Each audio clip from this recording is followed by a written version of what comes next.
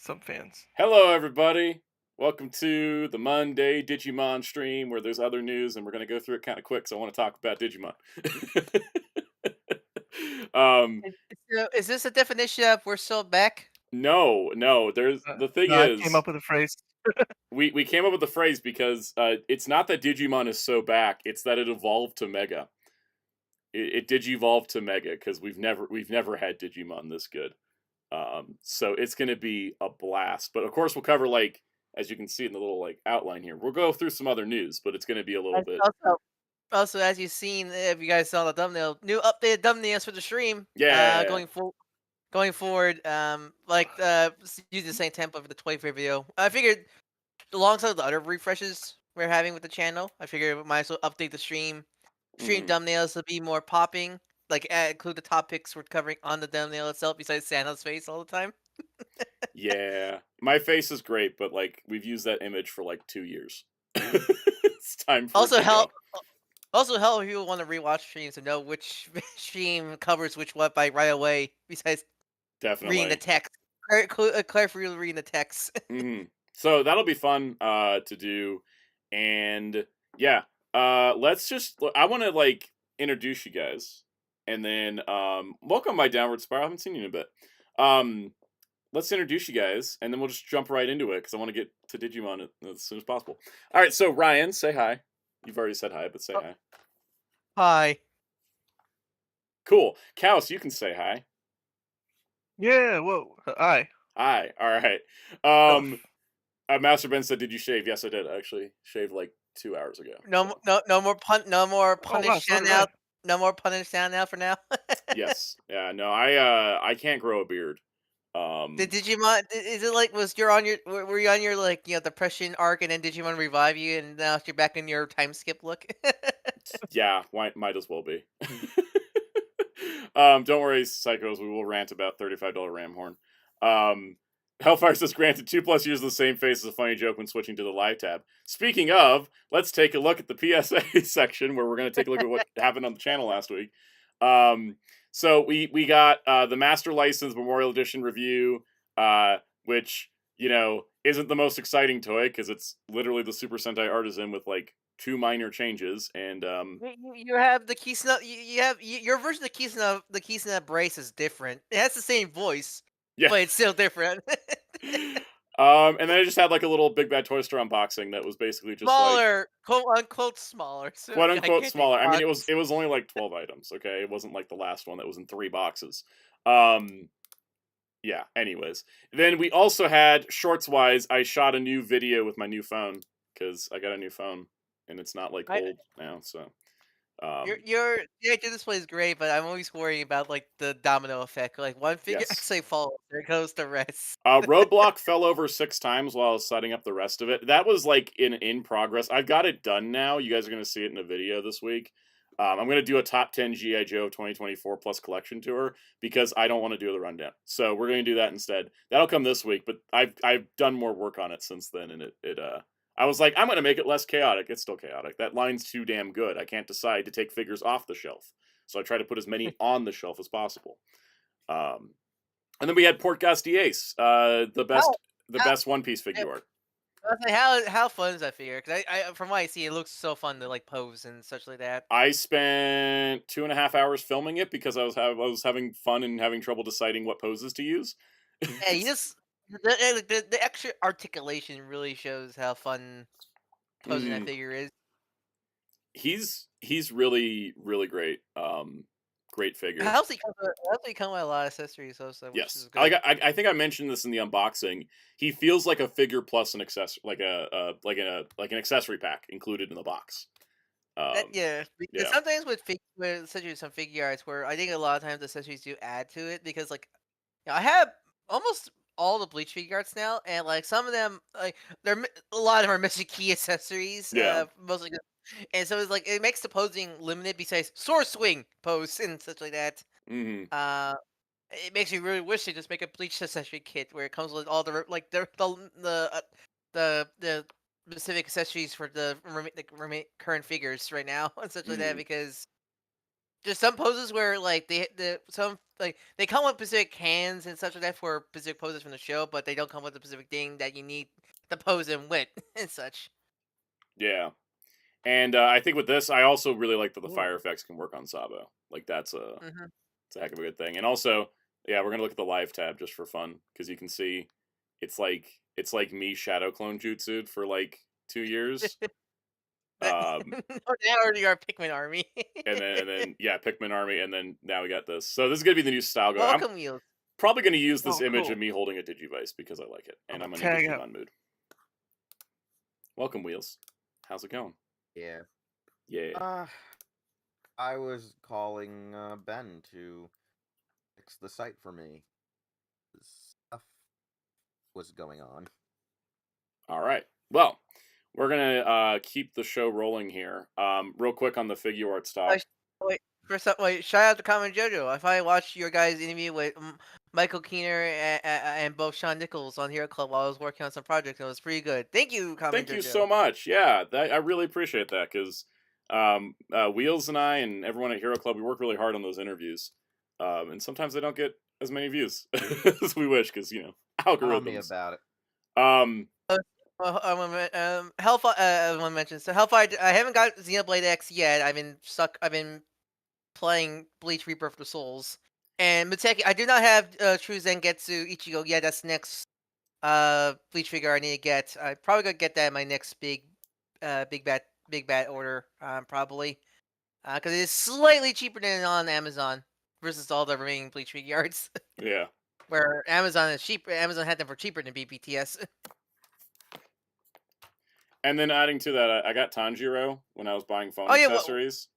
What do you think of him? Because I think he's a really good figure art. Like, He's so good. He makes me not want to buy the other Demon Slayer figure arts because his value is amazing. And I look at the other ones and I'm like, why are y'all twice as much as this guy? He was able to do all of this at 35. I know, and I understand like they want to make the protagonist cheaper and all this stuff, but when Zenitsu pretty much come with around the same amount of accessories as like even less. Tanjiro. Less, yes, because Tanjiro has both swords. Yeah. Why does Zenitsu cost more? Like, and also like Nezuko, I don't think comes with enough to justify her price. Yeah, no. So I got her because she, Demon Slayer is a dual protagonist show. I call it. So like, I got her, but like, I'm not sure I'm gonna get the rest as much as I do really like the series. Yeah, I like the series. It's just I don't know if I'm gonna spend the money on the rest of the figures. We'll see. We'll see how it goes. I'm still. I have to really like the series. I'm gonna collect them all. AKA, why I have almost all the. AKA, why I have most of the Bleach figures. Like how I have all but all but 3 One Piece figure arts. Yep. Yeah. I will say I kind of want Inosuke because he's cool. I like Inosuke. I would actually buy a figure of him. Boshnosuke. Yeah. All right. So let's do a rundown of everybody in our chat while I prep the news. Let's see. Well, no, wrong one. If participants doesn't work, maybe just a manual scroll. Jamie Carr, Kaichi 1954, Kaido 10, Common Jojo, Common Rider 64, Master Ben, MJ Klein, Mr. Nuki, Mateki, Meister Arrow Spyro, Zelchex, I saw there was Hellfire, there was anybody else I'm missing? Got MJ Klein, Mr. Arrowverse 16. Welcome. Cyclos, Blade Raider. I think that's everybody. I think it's everybody. If we didn't get you a shout, give us a shout. Beast Slayer 14. Scroll up. Blue Wax, Josh Frisch, welcome. I have no sway into Discotek and their decisions. I just reviewed their stuff. Toma! Oh yeah, we missed you, sorry. Dark Barcode Warrior, welcome. I like how the avatar is just Dark Decade. Dark Barcode Warrior is accurate. Dark DK is such a weird. Dark DK is so weird because he's a game exclusive character, right? Yep. Who was supposed to be in a movie, but they reshot the movie last minute. Oh really? Yeah. Oh really? That's okay. Yeah, there was a whole different decade epilogue movie that only existed as a trailer at the end of the last episode, and then they completely did something different for the actual movie. Oh yeah, because I heard about decades trouble production. Mm-hmm. I heard. Okay, was that meant to be decade? What was Dark Decade? What became was a decade violent emotion? Yeah, it was supposed to be that basically. Kaiji954 asks a very relevant question for the day's stream. What's everyone's favorite Digimon series? Mine is Savers. Savers. I think Kaus. What? Savers. I know Wheels is Savers. Kaus, what's your favorite Digimon series? If he's here, if he's I not, think that's he went okay. to the bathroom. Okay, cool. It's Sabers with 02 being close second. Yeah, I really like. Josh Frisch likes Applemon. Commodore64 likes Tamers. Muteki likes 02. Zeltrax is a toss up between Tamers and Frontier. Yeah, I like Ben Frontier. I like Frontier and Dub more than I do Sub. Arrowverse 16 likes Adventure. Psycho's, Tamers made him get figures into Digivice, so that's unmistakable. Hey, sound out. Never forget though. Yeah. Never forget. We really love Sabers. Wait, what? No, you're not. You're screwing me, right? No. We really love Sabers. We're not putting you over. Oh yeah. When we talked to that guy that we talked to for 3 hours and I need to edit. Yeah, that guy that everyone knows we already interviewed because we were like, screw it. They knew he was coming anyways. Jeff Nimoy was very happy to find out that. I'm back in tagging in tornado tag match now. Kals, what's your favorite Digimon show? Oh, bro, woo. Golly. We all answered Savers like without thinking. Never saw Savers. I never saw Savers. It's even better. It's probably like 2 episodes. It's probably I'm surprised you haven't seen Savers. I feel like that'll be up your alley. Yeah, it's probably 02. Super chat for Master Ben, $2. Favorite Ben 10 alien. Favorite Ben 10 alien. Big Chill. Swamp. I think it's a Swamp Fire. You'd think it would be Ben Wolf or like Frankenben or something, but I actually really like Big Chill. So y'all gonna be thinking mine is way big, as you're almost right. Yeah, right. Ultraman, yeah. You're almost right. You would all think it was way big, but it's actually Cannonball. Cannonball's great. I love Cannonball also. Because he turns into a giant ball that speeds around, man. It's great. Hi, Sly Dice. Glad you're Sly Dice said hello from Vegas. Enjoy Vegas, whether you're traveling or just living there. Hellfire mentioned Cross Wars. I didn't get Cross Wars now. I think you guys heard me earlier, but that's fine. Oh, did you say your favorite? Yeah, well, did you say your favorite? 02, right? I said Yeah, we heard that. 02 is like all of our second favorites, so it kind of works out. Yeah, when it's not Frontier, it's 02. Yeah. And Frontier is probably a third for me. I would say probably like third for me is a toss up between Frontier and Tamers. My biggest problem with Tamers is I love elements of both the original audio and the dub. Yeah. Because I just that the character of Jerry pisses me off. Not you, Jerry. Like Jerry the original audio. You could just call her Jerry. Like, I don't like the Japanese version of her because that makes her more of a sociopath. Mm. And then the dub makes her more sympathetic, right? Dub makes it that because like in the Japanese one, it's her mother dies, and because of the trauma, she's already like 6 years old, and she's already thinking about I'm gonna kill my alleged stepbrother, and like half brother, and my new stepmother, and they're so mean to me. But like all the clips show that like her stepmother's actually trying to like I get your father moved on and stuff, but like I'm trying to help you too, and she's just like I hope you die, and it's just like no, she's a problem. I will say as well. Also, it's boring as shit sometimes. That middle section's a little slow. I like the beginning of it a lot, and I like the ending arc a lot, and then middle. Tamers. Like I remember, I didn't rewatch all the Digimon series, but like Tamers, I remember the beginning. Tamers. I remember the first half and the third, but I never remember when they go to the digital world. Besides when Galamon their digital world's the worst digital world because it's just like also it's bland. It's so bland. If I recall, Konaka made it that way. Yes. Because he was trying to not make them go to the digital world. He didn't want to, yeah. I think the entire creative team didn't want to go to the digital world, and then Toei was like, go to the digital world already. Jeez. And like Konaka was like, all right, then I'll make it a barren wasteland. Yeah, but wasn't Tamers' digital world mostly desert? That's what I remember from it. They were only in the desert part of it. They never did anything interesting. I will say with Frontier, with Tamers, with 02, with Adventure, with Savers, with those shows, I can watch either language no problem. Like I can flip flop between. Frontier, I have a major problem with the Japanese version of Frontier, and it's the way they handle Zoe, or Izumi. I mean, how they sexualize her. Yeah, it's gross. They really wanted that. It takes me out of the show. They really wanted that sexual awakening for kids back It then. was weird because as a kid, I always thought the Tamers. I always thought the Frontier kids were older than the Adventure kids. So like when I saw the infamous swimsuit scene, I didn't thought any of it because I thought she was a teenager. But then I learned out, no, they're like 10, 12. I'm like, oh dear. And drew them as if like you thought they were at least like late middle school, high school. Exactly. Yeah. They're like, people joke that like, Marcus and Thomas are Masaru like, Marcus Damon, the oldest looking 14-year-old. He's the same age as Taiki, guys.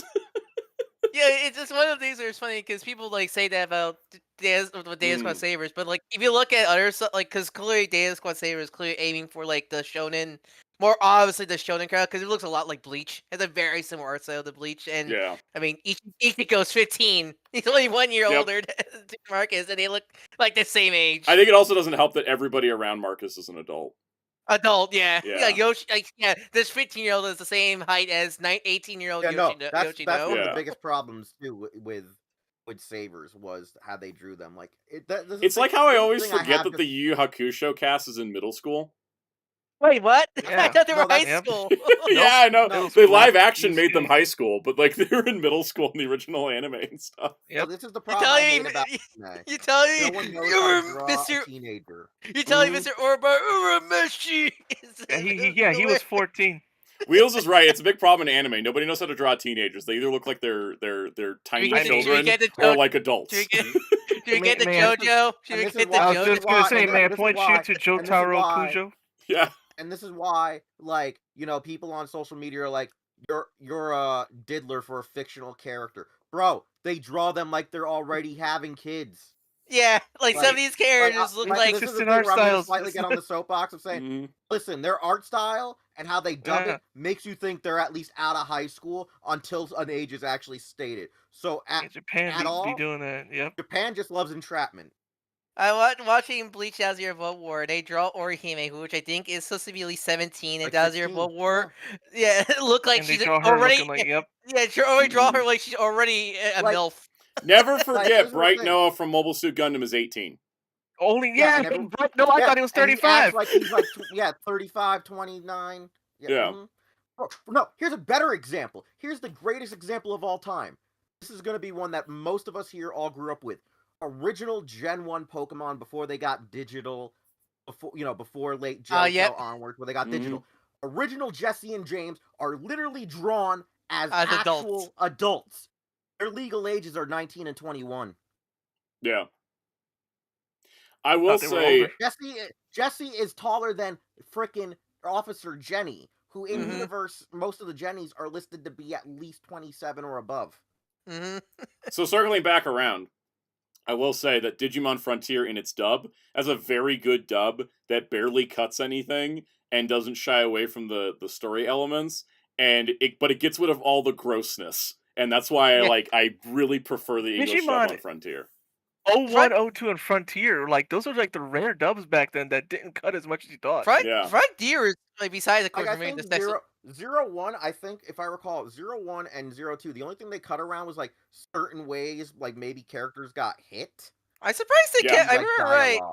I was surprised. Yeah, they would cut... There was a shot of, like, Tai punching Matt, and they cut the punch, but they still kept it. He punched him. It was kind of weird, because I think... I remember watching the Discotek Blu-ray, where it's like... I don't think they cut the bath scene in, like, the first arc. Nope. Really? They just cut certain shots of it. Yeah, I think that's it. Yeah. So when you supposed to see the girls, but with Frontier, I highly recommend everybody watch the dub on Frontier. Go watch like the evolution clips so you can get some Koji Wada music in your life. But like, I just don't watch the Japanese version. It does not. Frontier's dub, like essentially at that point, besides removing the sexualization, it's pretty much a straight dub. Yeah. Because even it's not overly jokey either.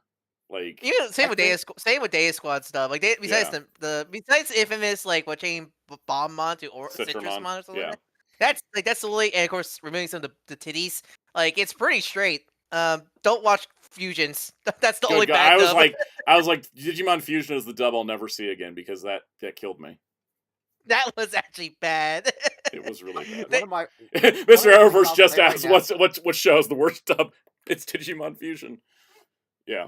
I think one of the funniest things that me and Soundout found out was that like when you guys get to the interview with Jeff Nimoy, the reason why 3 and 4 are taken more serious was because somebody said, "Oh, let's get rid of all the people." Like Saban said, "Let's not fully get rid of the people, but let's like switch it up with somebody else." And Nimoy was like, "I can still do serious and tone down the," but like they wanted to try to for some reason be more faithful to like distance themselves from the first 2 seasons of that show. Was And this seen is as also a so thing too, different. is that Jeff Nimoy's writing style was very comedy focused. And when him Mhm. not working on 3 and 4, I think that also kind of like shifted the tone a little bit too. It does. Yeah. Yeah, It does. because Like I do think, but I do think Nimoy's work on 1, 2, and Savers, like especially, It's really. I think Savers is him Mhm. showing that he probably could have still done 3 and Definitely. 4. You know? Yeah. Because again, Saber's pretty much mostly all the way straight. Besides, maybe some gags here and there, and that Yeah, could be just a translation. they didn't even like. It's so funny because Like I said, what is pretty it? rare back then. Yeah. I couldn't hear you, Jerry. He What was did going to be Jay right say? back. Oh, Wait, no, I didn't say be right back. Oh, Oh, what sorry. did you say, Oh, Jay? what? I said it was pretty rare back then. For Oh, those- yeah. Yeah, yeah, yeah. yeah, c- Ali. especially because it was I need to let me just crank your volume up. I'm just gonna crank. I mean, up. There I we mean, go. I do mumble. Yeah, I'm gonna account for it with the Discord setting. I'll just make it louder and then I can hear you. Yeah, no, it was pretty rare back then, especially because of it was on Disney too. It really shows that if you Because- weren't on the 4Kids like Saturday morning block, you could really get away with a lot in anime. Yeah, because it was Venture 02, and was Tamers fully Tamers was Saban fully still- Fox Kids, and then Frontier only aired on UPN. And then Yeah, they 'cause aired Frontier- ABC Family. Family and yeah. Jake. First Frontier is Yeah. the quote unquote Disney era of the seasons because Mm-hmm. because I know because Frontier was like all Disney from what I've seen. Like I don't Yeah, think 'cause Saban I Frontier- want to really know yeah. how it got to UPN 9. That's still because Disney had a deal at the Yeah. time. Remember, there was the Disney One Afternoon spinoff block that was on UPN. There That- was. I that- don't remember. There being- Oh. That's where like Aladdin aired and stuff. it's weird because I remember watching Am Am I the only Frontier one who on- remembers this? No. Because Aladdin for me Yeah. aired on a different channel because when you check the Aladdin thing, it's they were sold to your local. It aired on NBC, CBS as well. CBS. The Yeah, reason the so Aladdin I show's saw not it on only Disney there. Plus is because it was co-owned by Disney and Paramount. And then part of that was airing it on UPN as well as local networks. Yeah, Yeah, that was on my Frontiers. UPN, what they seem to have was like a lot of Fox Kids stuff. Yep. That's all I remember. They Because didn't really have that any was the Disney contribution. They bought Fox Kids and then they Okay. put it on UPN. Frontier Um, was 'cause, weird a because lot of people are Frontier- mentioning like Frontier on ABC Family, like Cordell Stevens. Yeah, it aired on UPN 9 first, and then it aired on ABC Kids after in reruns. It's odd because I remember Frontier mostly on Jetix as a kid. Oh yeah, that's along- where it also they heavily Yeah. syndicated it there too. Like pretty much they would put everything onto JetX at some point. Hellfire, you're So, too young for UPN. It died before you were born. And also speaking of like, isn't Frontier the start of the Studiopolis dubs? Because I Yes. think wasn't Venture to Tamers were all in-house Saban, right? Yep. And then Frontier, they went to Studiopolis, and that's where they did Data And then- Squad, and then they did Fusion, and then they did Try, and Yeah, that's where everything is recorded now. Is Yeah. Studiopolis. Commodore 64 asks the last question we'll do on this before we transition to the news. Would you rather watch the dub of Digimon Fusion or Saban's Masked Rider? Masked Rider, because that's at least funny. Fusion. The problem with the Fusion dub is not even just the censoring, but the way they rewrote so many scenes to be too comedic, take the seriousness out of a bunch of scenes and made it too I think the comedic. only scene they kept that was not like comedified was that's not even a word, but whatever. The only scene they kept serious was the scene where Kirihide murders Dekardramon. Yeah, That's like the because only scene that stayed serious. Everything else got played for laughs, and it was like, like I remember the scene where like when Beelzemon first showed up after his reincarnation, and they changed it where it's like, "Whoa, nice!" Like they make Taki go, "Whoa, nice studs" or something like that. And like, my God, he took the serious awayness of that scene right away when you do something like that. That kind of reminds me of like when you guys were when Eltrax interviewed Melissa Flores, and she was like talking about what is it, that dub and Pretty Cure for Glitter Force. Glitter She was Force. like, nah. She was like, "Fuck the fans, it's for the little kids," and we are like, "Okay, I guess." I'm like, hey, it's not a wrong position. Like, if you're just making it for kids, that's fine. That being said, like, I'm not gonna like critique it in front of somebody I'm interviewing, but I will say that, like, yeah, I think the Digimon Fusion dub sucks. I would have loved to see them try to adapt Hunters, though. That would have been hilarious. Like, here's the thing. What this thing about Crossword is, like, I understand why they need it, because Crosswords, I need to go back and rewatch it. I remember not liking it, but actually one thing I remember is that Hunters Crosswords was just horny. It was horny. Hunters has like literally an episode about Satanism. Yeah, but like, my God, like I think the issue was they were like, we can't dub all these returning characters. Yeah, because they could have to actually retired at the point. Yeah.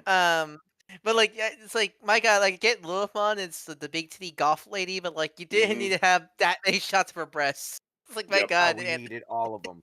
We needed all the Ara Dami. Don't forget Bastemon at the beginning of the show. Like, that was like her big debut. We need to mention, was it Marimon? Was her the monster hunter lady? Yeah, Mervamon or whatever. Mervamon, yeah. Yeah. My God. Yep. Yeah.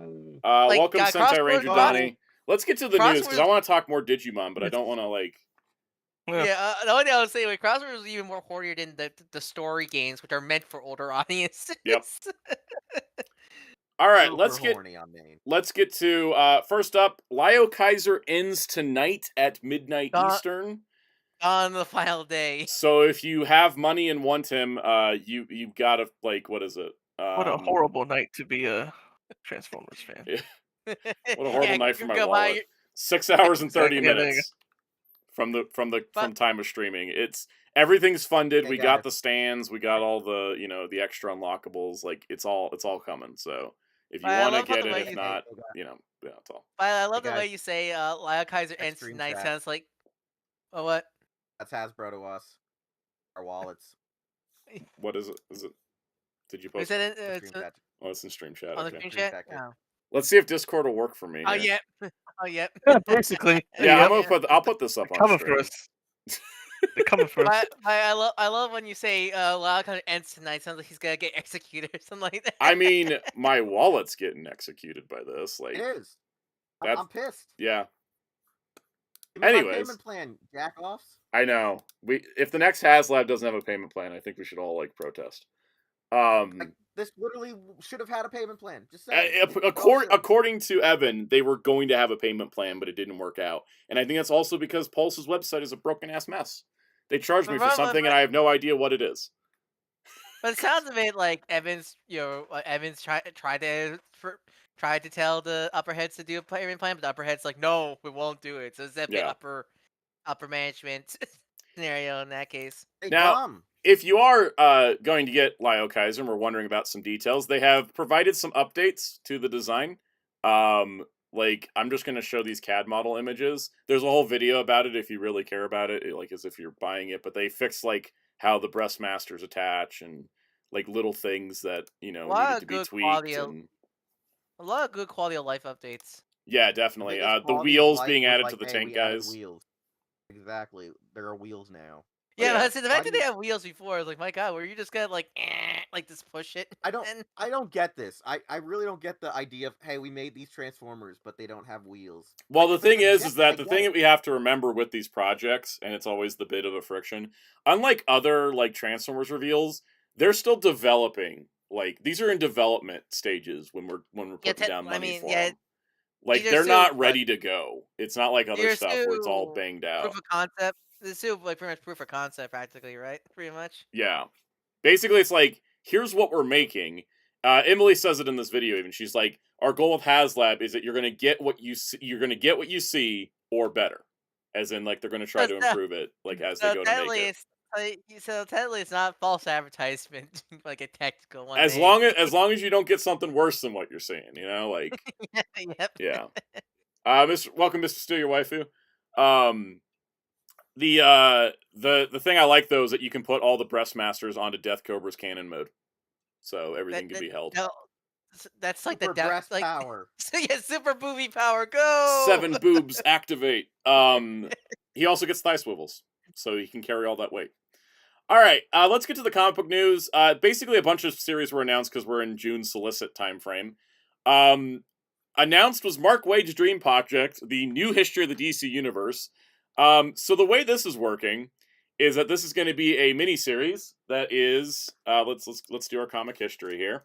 After Crisis on Infinite Earths, which reset the DC universe and merged a bunch of universes together, Marv and George made this mini series called History of the DC Universe to explain the new history of the DC universe and to kind of catalog it from the beginning of time to the present day, so that way you could have like a guide as to like what was canon and what was not canon, essentially, which is pretty cool. And essentially, that's what this is, which we desperately need, because my god, DC continuity makes no damn sense lately. So yeah, especially with all the flashback series currently. Yeah, all the flashback series and all kinds of stuff. So there's a bunch of different covers and such. Who's the main artist on this? I think there's multiple artists. Yeah, rotating group of artists. Mark Waid's writing it. The first issue will be done by Jerry Ordway and Todd Knox. So are we going to get like a cool hardcover of this right after it comes out? Because I'd be down for that. Yeah, looks pretty cool, honestly. I'm pretty excited. All right. On Marvel's side of things, they have announced their Marvel Voices Pride special for June, which is another anthology comic. There's going to be several writers, several artists. These are the featured characters this year. And like half of them are from Avengers Academy, which is pretty cool. That being said, I don't like this art of Daken. It creeps me out. Well, show the wonderful variant cover. I will. I just wanted to complain about this art of Daken because he's a lot more masculine than, I don't know why he's all smoothed out and stuff. It looks weird. Anyways, this is one of the variant covers, which is it's a recreation of Captain America #1, where Captain America was punching Hitler, except now it's a bunch of the LGBTQ heroes punching the shit out of Red Skull and his Nazi group. So that's pretty awesome. Also led by America Chavez and Captain America the Railways. So, bigots, yeah. Nazis, same thing, right? Exactly. Yeah, and then there's like another cover with like several characters on it. These are always kind of fun. I like these one shots a lot. This Daken cover is much better than the way Daken looks on the front. But yeah, these are pretty cool, and I'm looking forward to this. How long did it take to get that tattoo on him? I gotta wonder, because he has a healing factor. Or is that part of his X gene? He gets that tattoo from his X gene. I don't know, because we've never seen teenage Daken. Be like, I'm an abandoned baby, and then here I am, a full-grown adult. In the world of Star Wars comics, Dr. Aphra returns in Chaos Agent. This is going to be written by Cherish Chen and art by Gabriel Guzman. My God, Luke. My God, Luke, what did she do? Okay, so you say, what did she do? I could give you a list of 50 things she's done in the last timeline year to justify this. I know she's a pop character, but I don't know what's her... Is she like a villain character? She is a villain. Well, she's kind of like a renegade, like on her own type character. I call her evil Indiana Jones in space because she's an archaeologist. She's out for herself. She has been on the run. She worked with Vader, but only for convenience of like her own sake. Which Vader? Oh, right, Star Wars Vader. Right. Star Wars Vader, yeah. Yeah. I was thinking of the wrestler, and I was like, wait a minute.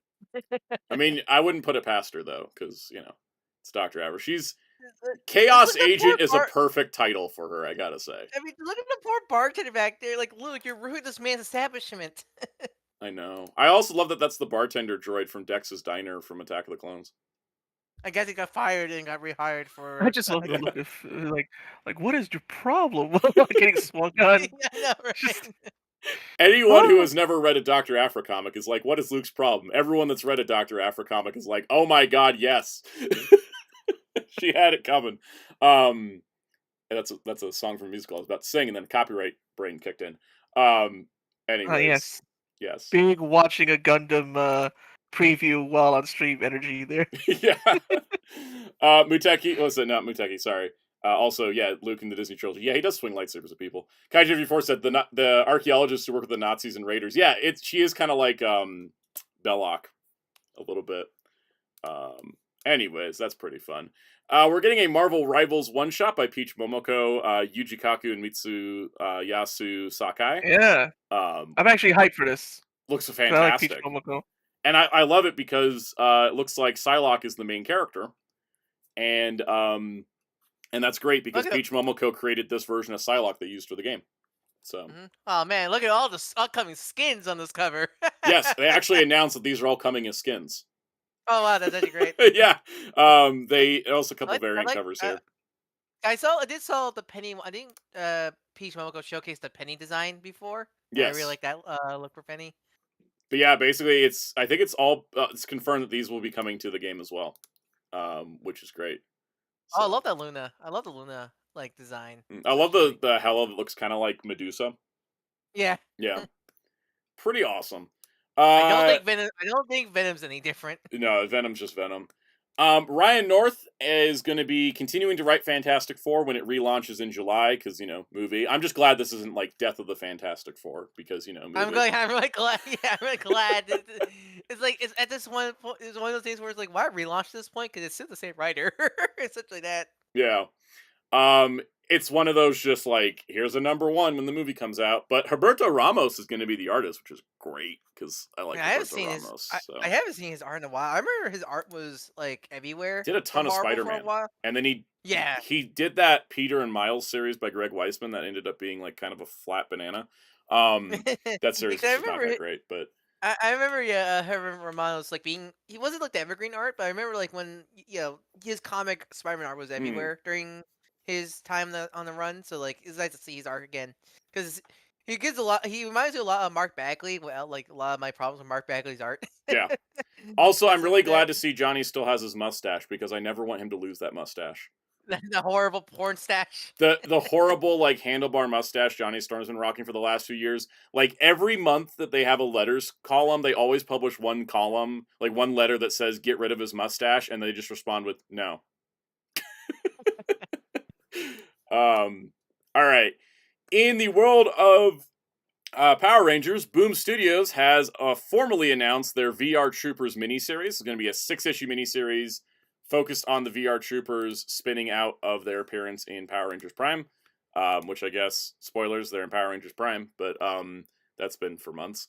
Anyways, Master Ben said, why does Reed have abs? Because if your body was stretchy and you could form it into anything you want, wouldn't you give yourself abs? Is that your dad or brick wall? Exactly. Like in Rivals. So yeah, we're getting a 6-issue VR Trooper series. This first cover for the main cover is by Taran Clark, who is a fantastic artist. It just looks really, really nice. I don't know how to go forward in an IGN gallery. There we go. Here's a James Stoke variant cover featuring Metalder, because I forgot what the character name is. And here's a Christian Ward cover featuring the three of them. Is it still Ryan? I forget. Did they have superhero name? I know it's Ryan. They don't have superhero names. They're just like the civilian names. That's why I always forget them. Just all of them. Yeah, all of them just never really had like a trooper designation. It was just like, go help Ryan. JB needs your help. Oh no. I do really like stupid. I do really like the redesign. Cause I know like they had to redesign them due to rights because legal stuff. But like I really like. I mean, they got Dan Mora to redesign them. Like you can't lose that way. The Toku fandom deserve Dan Mora's character designs and art. I tell you. And I gotta tell you, like, Dan Mora working on Power. That's Metalder. Dan Mora working on Power Rangers got him a big gig at DC where he's doing 2 monthly books now. So yeah. Like it feels like the comic community gives more respect to Dan Mora than the Toku community does. But yeah, I see a lot of Tokusatsu fans who love Dan Mora. I need to see more. I need to see more. Yeah, they're hidden. Then. I like the redesigns. I like what they're doing with them in the Prime comic. I'm excited for this miniseries. There's a free comic book day. The free comic book day issue is going to be like a half VR Troopers, half Power Rangers one. So pretty cool. They gave me like a very much like what if like the Metal Heroes got like a equivalent of an SSS Gridman reboot, which I like about the redesigns. Yeah, I like that too. Wheels, as the devout Metal Hero fan, what do you think of the designs?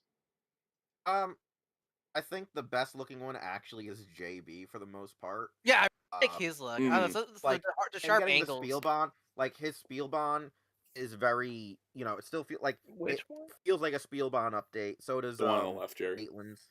Okay, Um, left.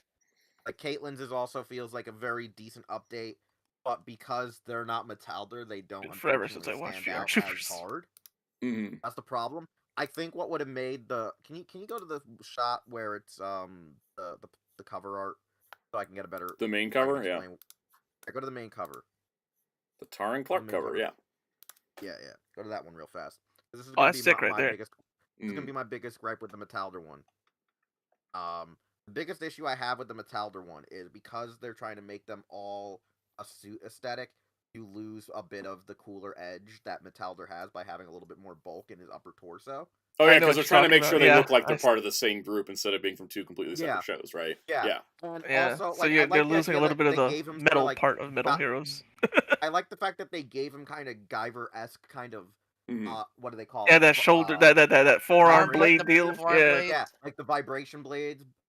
The only thing I would prefer Oh, is if Lord, they did were they like come? the Guyver Zoanoids and go forward, because as we all know, in the show for Metalder, most of his things are actually karate chops. So why shouldn't the blade go more like forward off off like a wrist mounted blade like Mabius? Ooh, I wonder I if do, it maybe moves when he I do, That's attacks. what I'm kind hoping I do for. want to see. I do want now want to see Yeah. just back elbow like a monster in the face, like stabbing the face.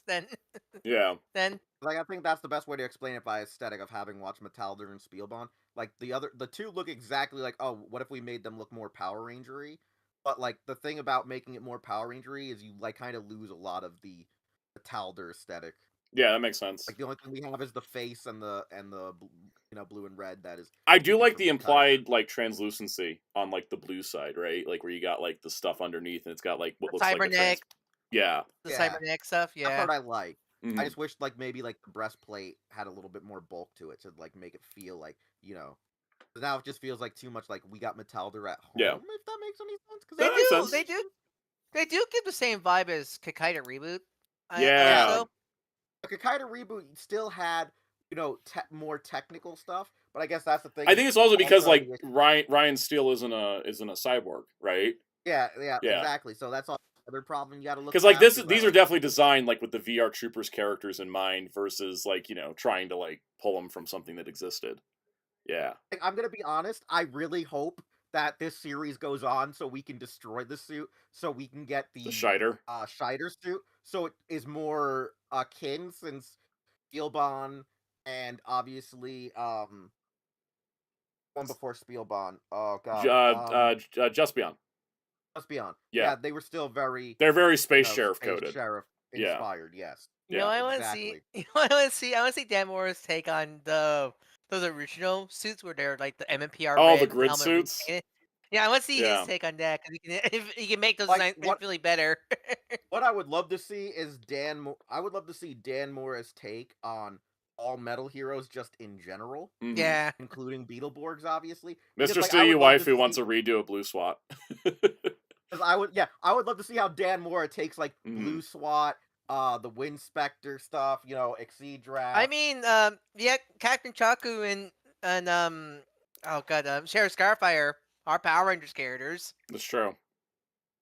That's true. so we could see them eventually. And People have been asking 'cause about Masked Rider. I don't think it'll happen, but I'd like to see Boom do a take on it because I think it'd be interesting. Well, we know what was the thing is like it's one of the things where I imagine they can't use the Masked Riders, but they can. The comics have shown Inoi before, Yeah. and Dex's grandfather. I would like to see them like bring back Dex as a insert new meme here because they can't use the Masked Rider meme and such. So like, I mean, by like, I technicality, would they think might that- because he was in that 3-parter with Power Rangers.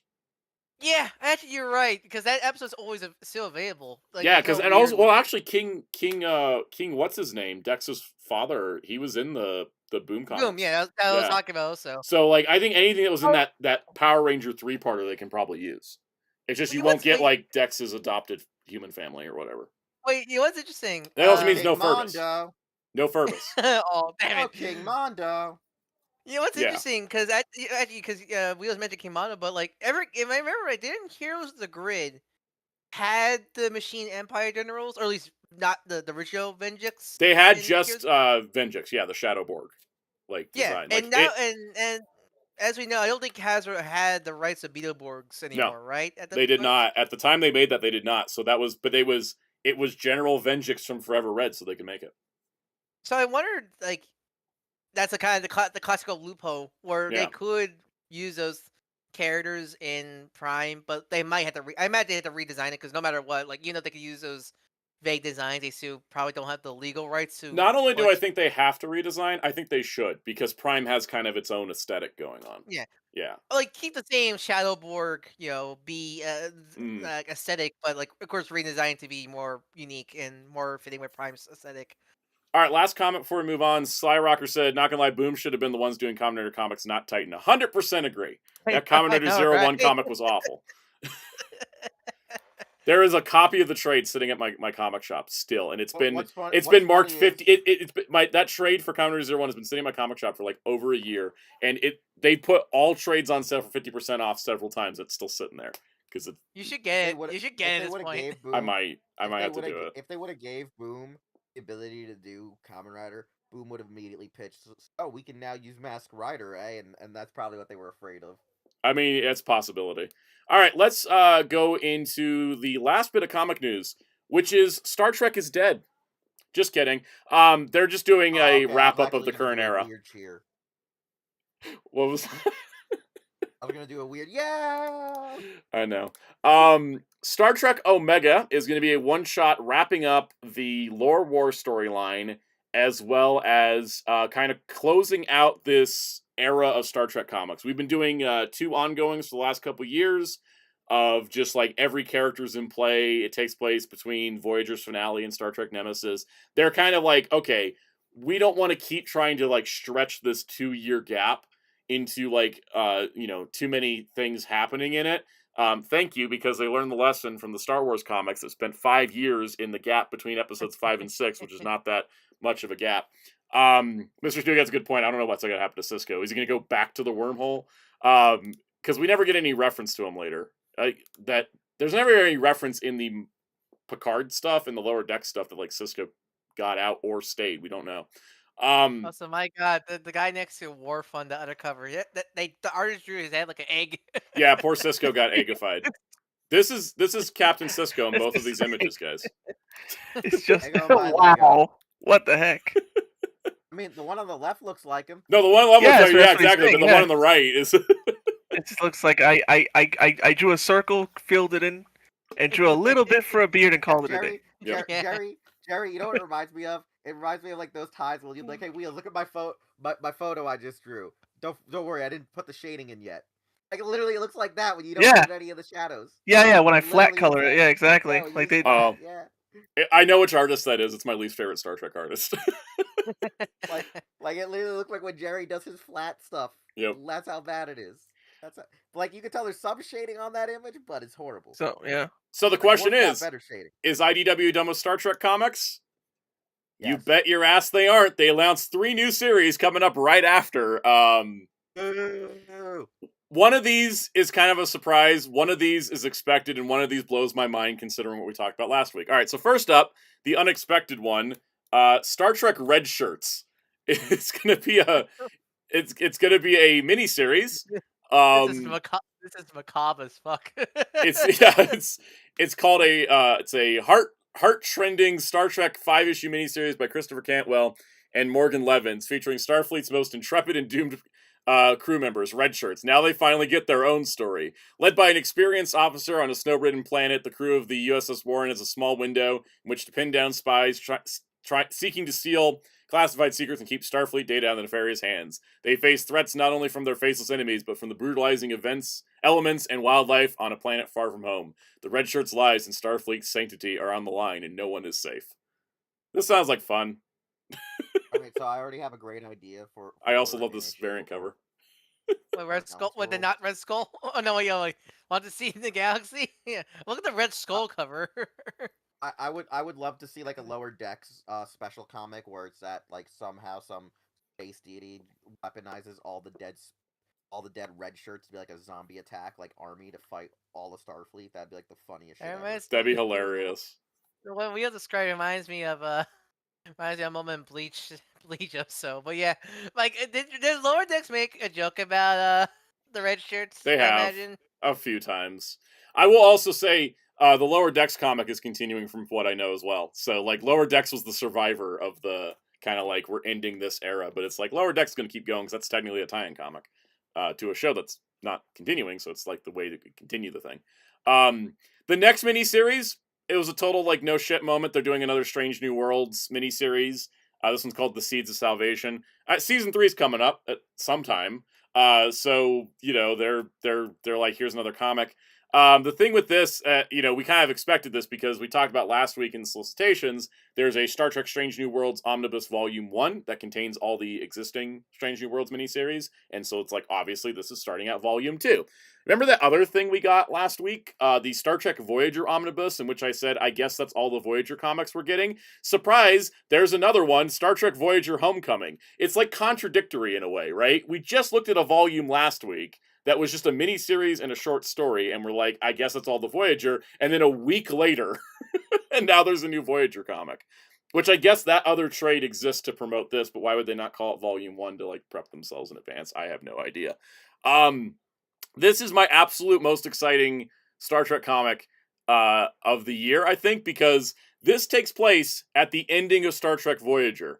For those that haven't seen it, minor spoilers, Homer Simpson knows what we're talking about.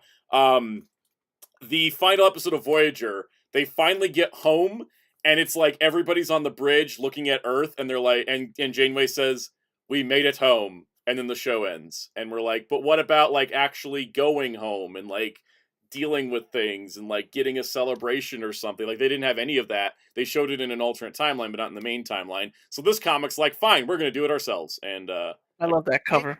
yeah, me too. I love that cover because I feel that cover. Just Yes. looking up. So Prodigy, Prodigy, that's after Voyager, right? Yes, but it's several years after Voyager.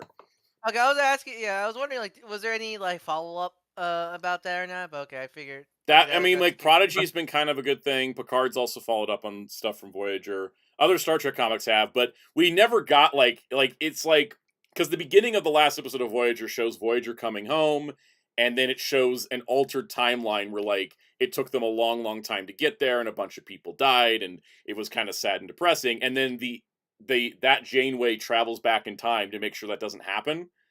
And so, like, she prevents like the bad ending of the video game, and we get the good ending, but the good ending gets cut off because they ran out of time, basically. And they thought, oh, we'll just end it with them getting to Earth. And it's like they didn't even get their big celebration or their big like rap party like in the show. So it's kind of nice to get a comic for that. Okay.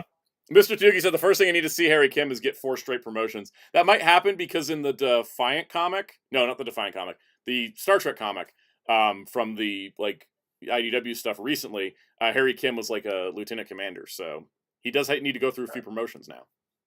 I'm just more shocked that like Janeway just didn't promote him. It's always been a point of contention, because the real reason is because Rick Berman said there always has to be an ensign on this crew, and we can't bring anybody new in. Janeway, your journey ended too soon. Too soon, because it only got good 3 seasons in. Yeah. Blade Raider says, I don't disagree, but they did show clips of the celebration at the beginning of the episode as a different timeline, but it would have just been the same clip.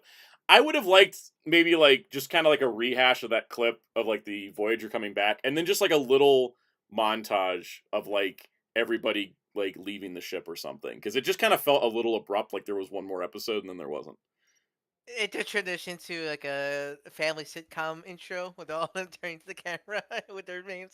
Kind of like that. What was it, like? Star Trek Discovery had like its final episode had like a montage of like what the ship meant to everybody, and they were like, you know, going their separate ways, and that's the kind of thing I like to see. So I was like, because DS9 sort of did that too. You know what? We need to do a new Star Trek show. Yes. And have it with Creed's My Sacrifice. Why not? Why not? Exactly. All right. I mean, if we can have that really bad song in Enterprise, we can put Creed into a. We can put anything we want. Show. We got the Beastie Boys in the Kelvin timeline. I know. Wait, what? The Beastie Boys song "Sabotage" appears in the Kelvin timeline and is how they win the day at the end of the third movie. Like, is it actually in It's universe, or diegetically in the. okay. They play it through the loudspeakers and they use it as a disrupting field for these enemy swarms. All right. Speaking of enemy swarms and aliens, Ben 10 complete collection DVD set has been put up for Amazon. Put for order on Amazon and hopefully other retailers soon, seemingly containing the entirety of Ben 10, Ben 10 Alien Force, Ben 10 Ultimate Alien, Ben 10 Omniverse, Secret of the Omnitrix, and Destroy All Aliens. Why they didn't This include is- the two yeah. live action movies as well? Who knows? I know But- that's canon. so They're frustrating. canon. I know they're canon. Yeah, It- they're canon. It's I so was like, maybe frustrating. they legally can't put the live actions with the anime, but you can go on Amazon right now and spend $10 and get all 4 movies as one set. I know, right? Bro, It's a- to this day, my mind is still effed when I was watching the Relic Hunter and watching her nerdy, weird love interest, and I'm like going, man, this guy looks really familiar. Then I'm like, what else has he done? And then I see his headshot when he's not looking all nerdy, and I'm like, no! Yeah. And who was it? Wheels That for the shit- stream to know. Eon. I just said Eon. Eon, yes. Yes. No, Eon. Yes. Basically, it's time. Like, no, Oh man, that still messed me up when I realized Eon was what's his face from the Relic Hunter. I Yeah. was like, what? that was me when I was watching the really bad direct-to-DVD sequel of Big Fat Liar, and like the villain is the same actor who played Grandpa Max in Alien Swarm. Yep. Oh, Because you mean the it's $6 million man? Lee Majors. No, not Lee Major. Lee Major was Race Against Time. Alien Swarm was Oh. a different actor. Oh, that's right. Lee Major was gonna reprise Max for Alien Swarm before last minute things happened. I also Um, thought I haven't watched any Ben 10 in like forever. Because I was watching it all when it aired, yeah, just like Kaiju 1954. I haven't watched man, any of it in remember when I forever. only I haven't watched watched it in high like school? those live action movies in forever, but I remember Alien Storm's VFX were like kind of insanely good. for a TV movie, it's pretty decent. My half of that movie's in the darkness. Yes, So I imagine that. but I remember like the alien, like the effects for the aliens was like the models they had were pretty solid. Yeah, they're actually really good for like in TV Yeah. movie standards. But God, when this was first announced, this is the most I'm super excited. The last time I was super excited for like a home mini release was probably the Digimon movies Yeah. collection. But like when I saw this, when like the first leak, cause we didn't when this first got leaked, we didn't know it was real or not. But like I was freaking out because for the chat, don't know. I love Ben 10. It is one of my top like 5 favorite franchises. This was like the series I was obsessed with as a kid and to Mm. now. Like because it's kind of thing looking back because especially with since a lot of the staff such the UAF era is the same as the DCAU, Dwayne McDuffie and such like that. Because I remember as a kid, I had DVD of Justice League, but I didn't like it, or more, I got bored by it because I think as a kid, I was like 3 Original or Justice 4. League is a show not for kids. It's like totally for like teenagers because it's structured Yeah. like a 40-minute drama and then they just cut the episodes in half. Yeah, It's so funny we're so- watching that show. I'm like, this is really like more of a primetime drama than it is like a Yeah, Saturday no, morning totally. show. So as a Yeah. kid, I didn't get into the DCAU at all because it was a little too mature for me to understand. Mm. That's why I like the Batman because that was more aimed for my demographic. But like Ben 10, like what's nice about Ben 10 is like I think it's one of those things where I think like Ben 10 is a lot of like the origin of a lot of my favorite stuff to this day. From like alien like sci-fi and adventure shows and like stuff like Doctor Who with characters like Professor Paradox and like Mhm. Ultraman with like aliens like way big and such. It's actually weird I'm not more into Star Trek because there's a lot of Star Trek There stuff, is, like I mean, there's literally Oh. like Robert Picardo was in one of the live action movies. or Principal. or I mean I think the self destruct for the Omnitrix in Alien Force finale was the same code as I think Search for Spock. Was it Mhm. 00 like 100 destruct something like Oh that, I yeah, think? from Wrath of Khan, yeah. Graphicon, yeah. Did a lot of Star Trek references, but yeah, like growing up, such watching the original Ben 10 classic series and going to Alien Force, like that was that was like the first as a kid, I was like 9 when it was 8 and 9 when Alien Force came out. It was the first show I really Because there was other shows I fully followed, like Transformers Cybertron and all the Power Rangers season, but this is the first show. Alien Force was the first series where I It's the really, first show you caught from the beginning, right? yeah, It's from the a, beginning it let's just followed the say, storyline Yeah. the throughout. way That was Ryan's me with the way- Digimon. the way Did- Ryan's explaining this, it explains my cousin with He-Man 2000X. He snorted that like it was cocaine. Yeah. Yeah, no, seriously, like it's such a that I followed the series through the end of Omniverse and such a that it was a show I constantly followed, and I even I even followed the reboot. I'm actually one of the few people that likes the Ben 10 reboot. I will because say I watched like half the reboot and I was like, you know what, this is a pretty solid show. I just never finished Yeah, it. no, the reboot, because the reboot, it's not like the Prime series. It's not. It's Yeah. never meant to be. But as its own thing, I think it's fun, charming, and such. So, and I think essentially what's the thing about this, because we never had a set like this before. Because you get complete series, but you never get complete franchise sets Yeah. like this before. Like, Because that's I the thing. was Like when it surprised- was announced, I was like, it's probably just going to be the original show for the anniversary. But they're like, nah, we just threw everything in. And I'm like, all right, Cook, let's go. Yeah, yeah. Hey man, Yeah, at no, least it- Oga can now say this accomplishes his high school dreams of having the show entirely. You know, his high school dreams of watching. Yeah, actually, they do. They would be. It made me go like, man, why did they say there? Oh wait, it's 2025. It's the 20th anniversary. Oh Yep. God. Hey, it's okay. Ryan, I have to if you deal with wanna- if you Digimon wanna Zero feel- Two being 25 years old. You can deal with this being 20. Ryan, if you want to deal with this being old, like I said, Oga being in high school, he legit one night gaslit himself to believe he was in high school when this show aired. And I said to Oga, Oga, how the hell can that happen? I was in middle school. And then Oga had the realization set in that he was no longer in high school when this show was airing. Yeah. Yeah. So this is For me so personally as well, I own all the DVDs for Ben 10, Alien Force, and Ultimate Alien. I kind of dipped out on Omniverse. I've never seen it all, so I'm kind of looking forward to this set because I'm like, I'm going to sit down and watch Omniverse. I'll probably watch everything. I'll say this right now. Omniverse's biggest issue is how it doesn't feel fully connected to the prior. Oh yeah, because stuff. Omniverse was Mm. made to be a soft reboot. Soft I mean, they're all reboot. Alien Force also, but that was definitely more Alien Force, built to be Ultimate a Alien sequel really feel series. like one show with Yeah, like a but, like time skip. Alien Force is technically meant to be his own like a soft reboot also, but it's definitely more. It's definitely meant to be.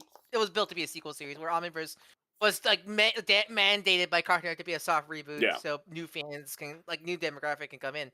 Yeah, And and that's such. what hurts the show in some aspects. Yeah, Because I what think pissed me Omniverse- off when I was watching it, it was when they dumped the trio of Ben, Gwen, and Kevin is like so solid for like all of Alien Force and Ultimate Alien, and then in Omniverse they're like, we're just gonna get rid of those two losers and focus on Ben. And I'm like, but I like those two. No, they come back after season 1. Yeah. And they become recurring characters on Omniverse. But yeah, that's the thing about Omniverse is the biggest problem with Omniverse. I still really like Omniverse, but the biggest problem is the tone consistency, because I didn't imagine a lot of it was Cartoon Network mandate, because Yeah. they wanted, since it was meant for they want a new younger demographic, so they probably told a lot of the showrunners and such, make it more funny like our other shows and such, current shows at the time and such. But still, when this got announced, I did research diving, because again, I love Ben 10. Psycho said that I get every Alien collection figure. I have every Alien collection figure until Omniverse when I didn't buy anything. I really wish I collected that line. That line's stupid to collect now. Yeah. No, I got all the stuff up until Alien Force though, up until Omniverse. Yeah. Yeah. So I did a bunch of note taking, because again, it shows how much I love this franchise. So, I did double check a lot of the previous sets, because that's the thing. We don't know if these are just like relabeled discs or not, well, and such like that, because so classic Alien Force and Omniverse, Ultimate Alien, are the same amount of discs as the individual set release. Ben 10 Classic got season sets, and Alien Force and Ultimate Alien got those annoying volume sets. I mean, Yep. thankfully, Alien Force at least had 2 discs per set, so that helped at least. For Ultimate Alien, you mean? Ultimate Alien, where Alien Force only had like 5 to 4 episodes on 1 disc per volume, and such as that. Omniverse never got completed. Omniverse got the first 3 seasons completed, but the season 4 and 5 got 2 single disc DVDs that only had the story arc episodes, or not even complete DVD season sets, and then they never made 7 the remaining seasons. So and also, like, that's the thing about also, because Classic and I think Alien Force up to at least season third volume, which is technically the end of season 1, Yeah. were 4x3, 4x3, and then season 2 of Alien Force onward will be widescreen. But all Classic and Alien Force season 1 were made in widescreen as they aired on 4x3. So I'm really hoping these are the widescreen versions of everything here in this set because That'd be nice to see. It'd be like when they did the Batman on Blu-ray, they brought out the 16:9 versions of every episode for the first time, which was really awesome. Yeah. I really hope because I mean it's not like the widescreen versions, the 16:9 were locked, but they were available on Max when the whole franchise was still available on Max. And such. Perrin says they almost definitely have the same disc. The back mentions the classic series having only English subtitles for seasons 1 through 3 and English SDH for everything after. No reason for that. If not, it could also be a factor of their new discs, but they just didn't want to create new assets and they were just reusing what existed. It's a toss-up. We'll see. Because Omniverse, at least Omniverse, at post season 3 has to be new discs because none of the remaining seasons didn't get discs. But again, seasons 4 and 5 are. Wasn't Omniverse like 80 episodes? Yeah, because it had 8 seasons, 10 episodes each. Yeah. Such like that. It's looking like we're probably getting like 10 episodes a disc at this point. Yeah, because that's this per season. By the way, I was worried because when we first got this image, it was low quality. I was worried that I counted 7 disc for Omniverse. I got worried, but then no, because some reason they put the because season 5, which was subtitled Galactic Monsters, because it was a horror themed season focused on the horror aliens of Ben Victor, Ben Mummy, and Ben Wolf and such like that. Where they go to. Also, there's entirely possible these are not final disc arts on these. I do like the disc art. I do like them too. That's just the like ratio and everything. Because like Warner Archives Blu-ray release of Cheyenne was like 33 Blu-rays originally, and then they had done a delay, and then now it's 26 Blu-rays because they were able to like get more episodes onto them than they thought. Because they got higher capacity discs. I forgot. What was that? I do. What you said, Wheels? Cheyenne set again? I forgot. How much? What was the? How much? Price of how much is the Cheyenne? It's like 130 at the moment. All right, I'm getting that. Yeah. Also, I want to point out on the Secret Omnitrix DVD, they put our reboot VLGX art on that. Yeah. It's classic, one of those classic cases where the person making the art probably didn't know the difference, so they just put it on there. And it could always tweak and change. When does this come out? I forgot the date. May. Yeah, this is still like a couple months out. I do want to. I see some people in the chat. Hellfire mentioned the question is that Ben 10 Generator Rex special. I believe that was Generator Rex, right? Yeah, that was a Generator Rex episode. And we're never seeing that because they did a tax write-off on it. Which is such a shame because such a shame because I'm not sure any of you guys seen that show, but that show is so good. Like if people, especially in the chat, if you guys like Invincible, I feel like you might like Generator Rex. Generator Rex has a very much a comic book. I mean, made by Ant-Man actually because Alien Force and Ultraman were made by like the DCAU crew, like Dwayne McDuffie crew, while after the original classic Benton ended, Man Action went on to work on Generator Rex, while the DCAU crew work on Alien Force and such. And Generator Rex is such a good show. I really recommend that show. That show is incredible. And it sucks that show is probably like impossible to watch now outside of pirated stuff. Yo ho ho, and it's a couple of clicks away. Yeah. No, that's the bummer about like Generator Rex. Yeah. Also, just to clarify, everybody that came in late, the live action movies are not included, but they are easily available online still. So. Which is weird because Alien Source only Blu-ray for the franchise. I forgot. Actually, it's funny because I was on Blu-ray.com earlier when I was pulling this up, and I was like, oh, let me go look for Ben 10, and it pulled up the Blu-rays. Apparently, Ultimate Alien Volume 1 like had a listing at one point, but just didn't release for a Blu-ray. I'm not surprised. I'm not surprised then. Yeah, so like that happened but didn't happen. But yeah, if you're looking for the live action movies, the discs for those are still easily. I just want to say also, people who say I've seen people say wait for a Blu-ray. Don't, because I sadly don't think we're ever getting a Blu-ray. This is the best we're gonna get. It's like that Ninja Turtles set that I like, the 2003 set. I'm like, that's not getting a Blu-ray. This is like, it took this long to get this. This is the best it's gonna get. Yeah, and also it's sad the case with Cartoon Network just / WB just views Ben 10 as. Like, if you're waiting for a Blu-ray, I want people to tell me how many Cartoon Network Blu-rays we have. The answer is 0. Oh I wait, think the only the only one I is think Samurai Jack, but it was rebranded that's as an Adult Adult Swim. Swim show to do so. I think Adventure Time got one Blu-ray. Like Adventure Time and Steven Universe got one Blu-ray set, but that was it. I think it was like just the one season, and that's it, and the rest were DVD and such. My Dinosaur Part was does Jerry Rex even have DVDs? Okay, One apparently single. Adventure Time had multiple seasons released on Blu-ray. I don't think the complete show is on Blu-ray. I'm not sure about that one. Let's see. How many seasons did it have? Hold on, I'll do a double. Let me look up right now. Also, I see. I think My Downward They Spiral. did 6 seasons on Blu-ray. Let me look up Adventure Time. How many seasons? I think Downward Spiral asked about General Rex. General Rex got one volume set, and that's it. No, Regular that's show got 2 seasons released on Blu-ray. Adventure Time, not counting the stuff they made later. Hold on, seasons. What other because there's a lot of shows that should get Blu-rays, but they just don't. I know a lot. 10 seasons for Adventure Time. So Yeah, so you only got like half on Blu-ray, if that. So, yeah, it's kind of one of those, especially right now with how the market is. You just take what you can get. Like, yeah. you can't be picky because we just don't have options. I pre-ordered this as soon as you put that link up because this is something. And right now the list. Okay, and also this is insane because this is like 200 something episodes. The list price is only $100. That's I that know, also like, that leads me to seems a feel lot. like they're just reskinning discs for the first 3 shows. And yeah, that may sound a lot, yeah. but like, I mean, you are getting 200 episodes plus 2 movies. Yeah, you're getting 4,994 minutes. That's actually a deal. Like, you know, it's funny because if these are just gonna be reskin disc for at least the first few shows, that means you're gonna get Telly Secret Omnitrix twice.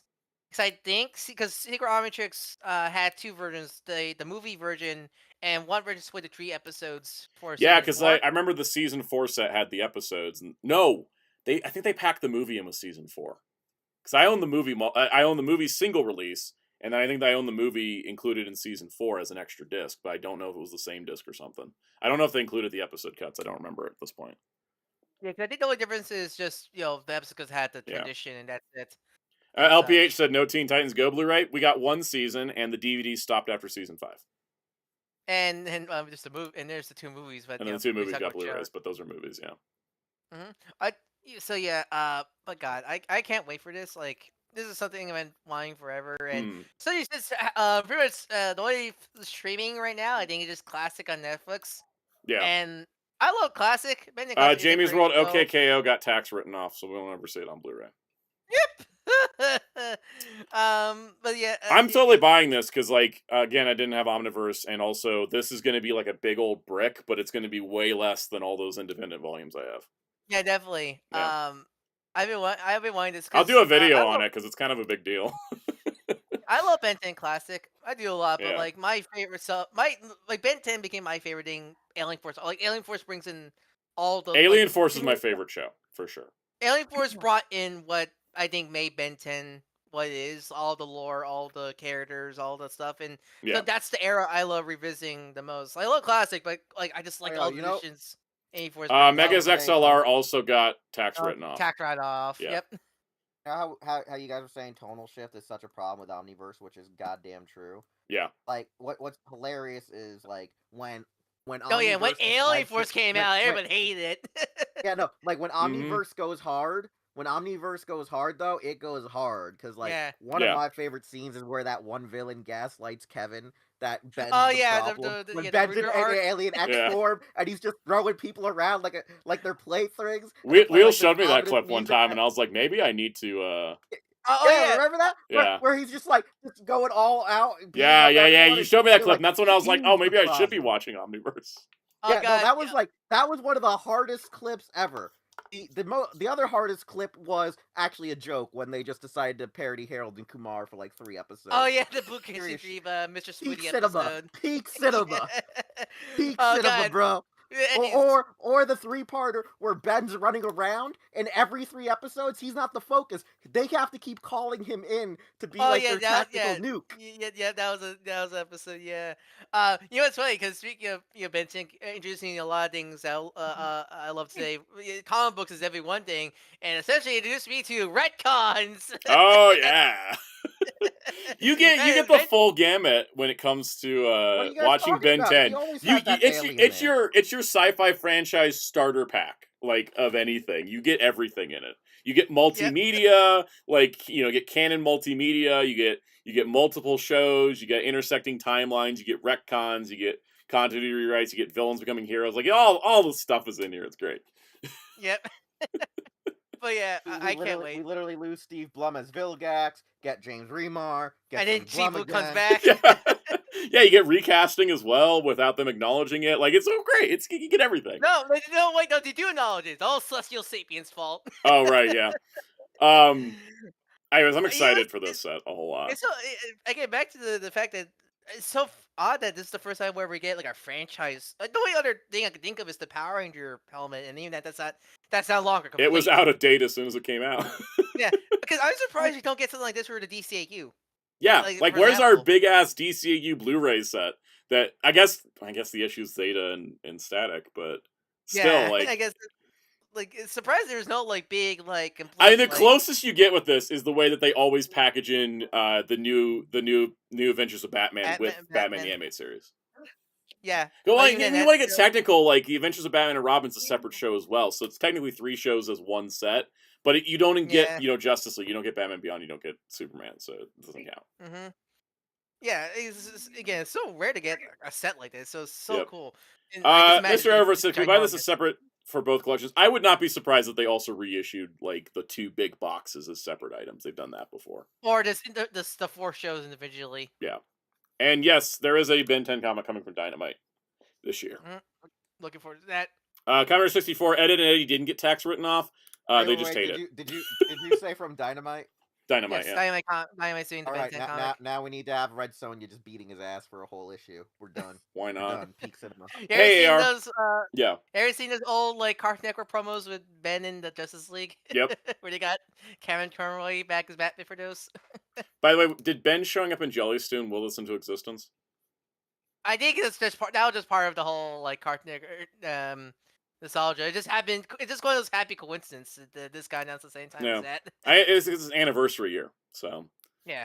All right. The other Blu-ray news is that the Ultraman Zet Blu-ray, which we've had up for pre-order at several retailers for a while, is officially confirmed now that Mill Creek has tweeted it. So, they're like, hey, go get this. It's Ultraman Zet. So Ultraman Zet is coming to Blu-ray 4/22 confirmed. At the same time this news dropped, we got the Ultraman Trigger details added to the Amazon listing. So now we have the cover for Trigger, and it is coming out in June, I believe. If you're curious, if anyone curious, the Ultraman Zet. Nope, Trigger is in May. For people who are curious, the Ultraman Zet set will have the dub. Yes. For people who are wondering. And the Trigger set will have the movie that features Ultraman Zet. So, it will have both things. And that's coming out in May. I actually do like the cover for the set. Trigger visually goes hard. It's just, the show doesn't. Alright. Let's talk about G.I. Joe.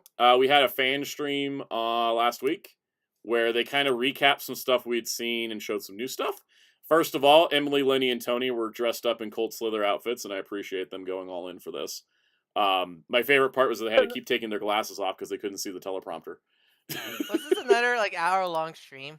It was like 40 minutes, I think. So that's a lot. Did the stream have the Cold Slither music video? Yes, they did. They did put it in there.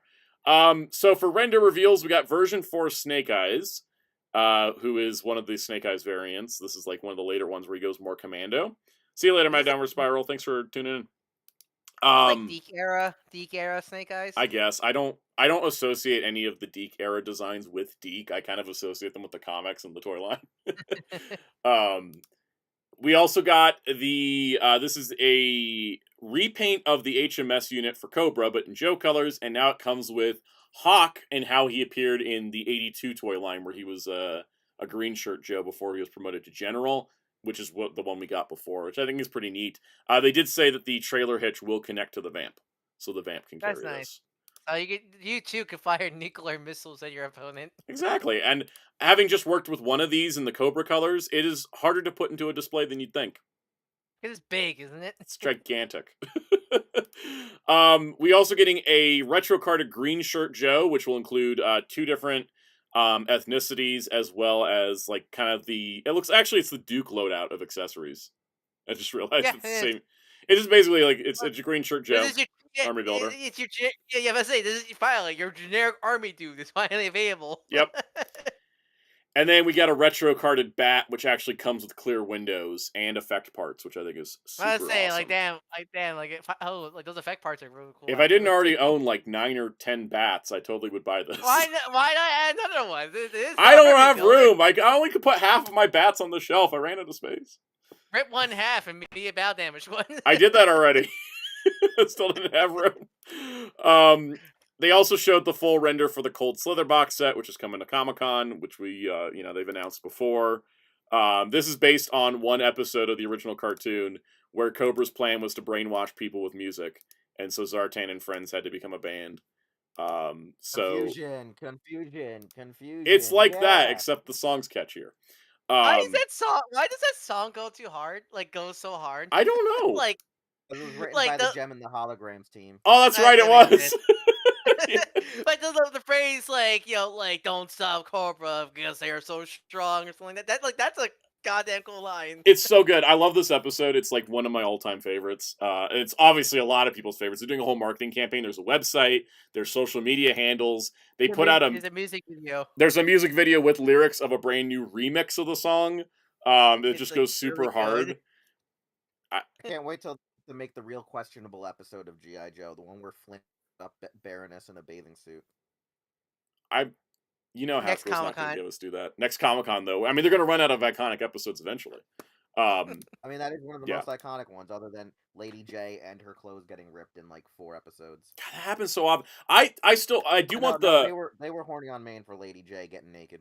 It's true, and there's this insane episode really close to the end of the show where it's like her and Destro like in a castle, and I swear it was written by like a romance novel. Like, oh, the one where she finds out Destro is actually her distant cousin. Yeah, or whatever.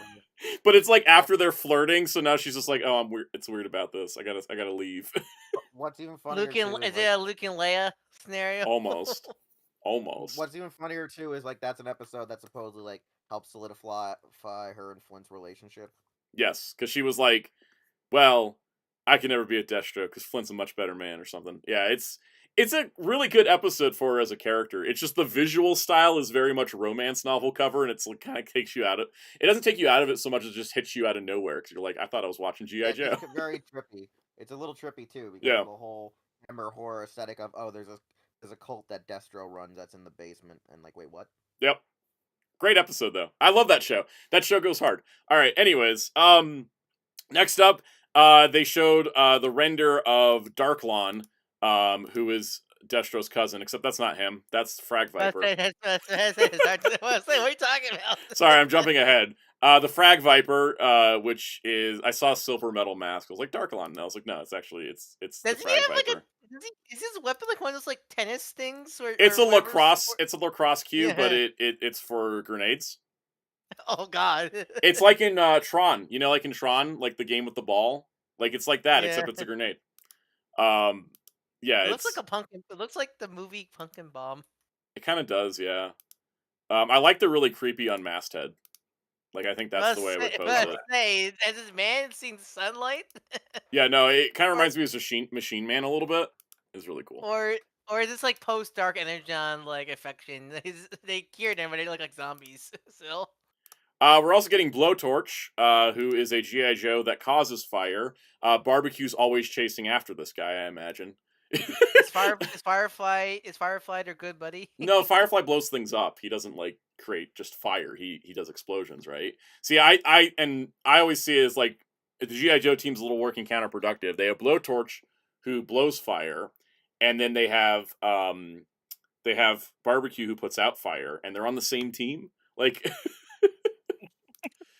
Commodore 64. I'm wondering about since Best Buy doesn't sell Blu-rays anymore. Where do you get the Guys, Ultraman let me Blu-rays? put out the fire. Amazon. Amazon deep discount. discount. That's it. Amazon or deep Guys. discount. That's your options. One who puts out the fires is literally put on the team to make sure if he goes overboard, they can deal it so there's not collateral damage. His design see. gives me very. His design gets very Yeah, much that sounds right. rescue. His design to me it looks very rescue heroes. I don't know why. 'Cause I think Rescue Heroes was partially inspired by G.I. Joe, so that kind of tracks. I won't. Well, wait, no, it's no. I keep thinking Rescue Hero is part of Hasbro, but no, that's Galoob. I Place forget what Goers. company. Was it Place Guard? That Yep. was like Fisher. Yeah, so that's I won't be surprised honestly if there were Rescue Heroes was meant to be. Actually, yeah, no, Rescue Heroes probably was meant to be like a preschool G.I. Joe. Now thinking about it. Yeah, It- like the way it GoBots was for Transformers. Yeah. Yeah. It works very much the same as G.I. Joe, besides let the just take out the military and replace with Rescue Force. Yeah. Oh, Muteki Walmart still carries the Ultraman Blu-rays. That might be another option. All right. Here's Darklon. I knew we'd get to him eventually. It's a gesture on the brain, and that's what happens. Darklon here is looking really sweet. He's playing a big role in the comics at the moment. I would say a big role in the comics. He showed up. I'm sure he's coming back. This is pretty much it's a preview of his Energon Universe design, probably. Yeah, because it's very much like a mix of the original design with some new elements. And like, I love the unmasked head. He looks so like gross. I love the it. tongue sticking out. Yeah, but we were wondering about like which stores sold the physical for Ultraman. Yeah, no, it's he looks great. We also got Footloose. Footloose Ooh. looking. That's the first thing I thought of. Yeah, I know. Every time I think of the movie, right? Yeah, he looks great. I mean, he's, I like the picture where he's Zen. yeah. Where he's meditating. He's a chill dude. He looks really great. This wave is going up for pre-order. Oh, that's already been up for pre-order. Yeah, been out the pre-order already. Yep. All right, I was hyped because I've been waiting. They've been showing this guy. See you later, Mr. Tanuki. Law and Order have been shown since like Comic-Con last year, and I'm just like, when are they coming out? And the answer is finally like they're up for order. There's your dog. There's our another dog. That's like our third one. 4 if you count Timberwolf. I called him Timberwolf instead of Timber. Legion Brain took over again, didn't it? Yeah. Anyways, this is really exciting for me because this is the last vintage O-ring figure I had as a kid that's now been upgraded. So that's nice. it's like completion. It's come full circle, and he looks great. That I've not been pre-ordering many G.I. Joe figures unless they're exclusives that I want. But I was like, I need this because upgrade to vintage. The interesting part is he has the same hand signs as Mutt and Junkyard, but they're different hands because Mutt and Junkyard Mutt's the guy. Mutt has gloves, whereas Law doesn't. So it's the same hand poses for the dog commands. That's nice because they could have saved money and you gave him the same hands. So Yeah. I like to bother to actually give him unique hands. Yeah, he's actually unique hands and unique hands, but the same hands, just with the unique design. They also showed off this Diver 2-pack, and you couldn't pay me to care about this, but it's cool.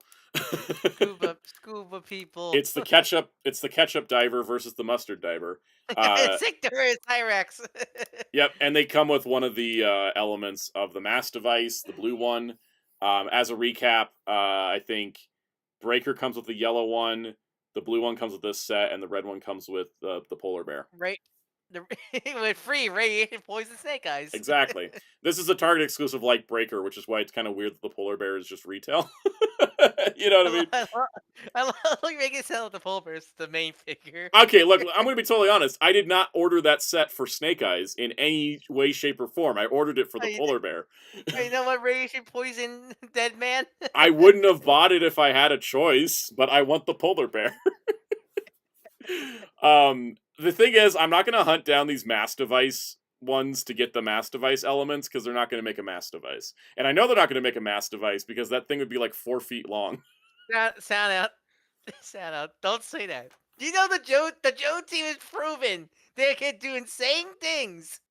Don't say stuff like that because they will. You think I'm not saying it because I don't want a mass device that's full scale and would totally buy it for the shits and giggles. I'm trying to will it into existence by saying they're not going to make it. It's a dare. Speaking of things that Snake do not Armor, never happen. which we've been looking at this thing a lot between Toy Fair and renders and all that. It's just nice to see it finally like kind of ready to go for pre-order. It's a Pulse exclusive. It's sold out right now, but it's $75. That's cheaper. Oh, that's cheaper than I thought it was gonna be, honestly. And they said the reason why it was $75 is because unlike the other vehicles, they decided not to include a figure, and it kept the price down. So if someone wanted to army build, it would help. That's actually smart. That's actually really, smart. Honestly, yeah. I think that'd be real. I think it's really smart, and I like to see that more with like vehicles going forward, because some of those vehicles, like you couldn't buy multiple vamps without ending up with a bunch of clutches, right? Yeah. So And because the thing, they're not like trooper characters; they're always main characters. It worked for like the Cobra Ferret or the Stinger, because that was just like Stinger or Stinger Trooper, pilot and Ferret driver, right? Yeah, those are trooper characters. You can army build those. So it's pretty cool. I ordered one because I don't have room for more than one, and also I should logically just buy one. It looks amazing, and I can't wait for it though. Wait, when you do a video on this thing, you need to put all just test how your figures can fit inside it. I'm gonna squeeze Nemesis Immortal inside that thing. Watch me. For the name only reveals, we got Battle Armor Cobra Commander, which is the one from the Deke series, or if you're like me, the replacement fake Cobra Commander from the fake Cobra Commander arc of the comic. He looks so much like a New Adventures He-Man character. He really does.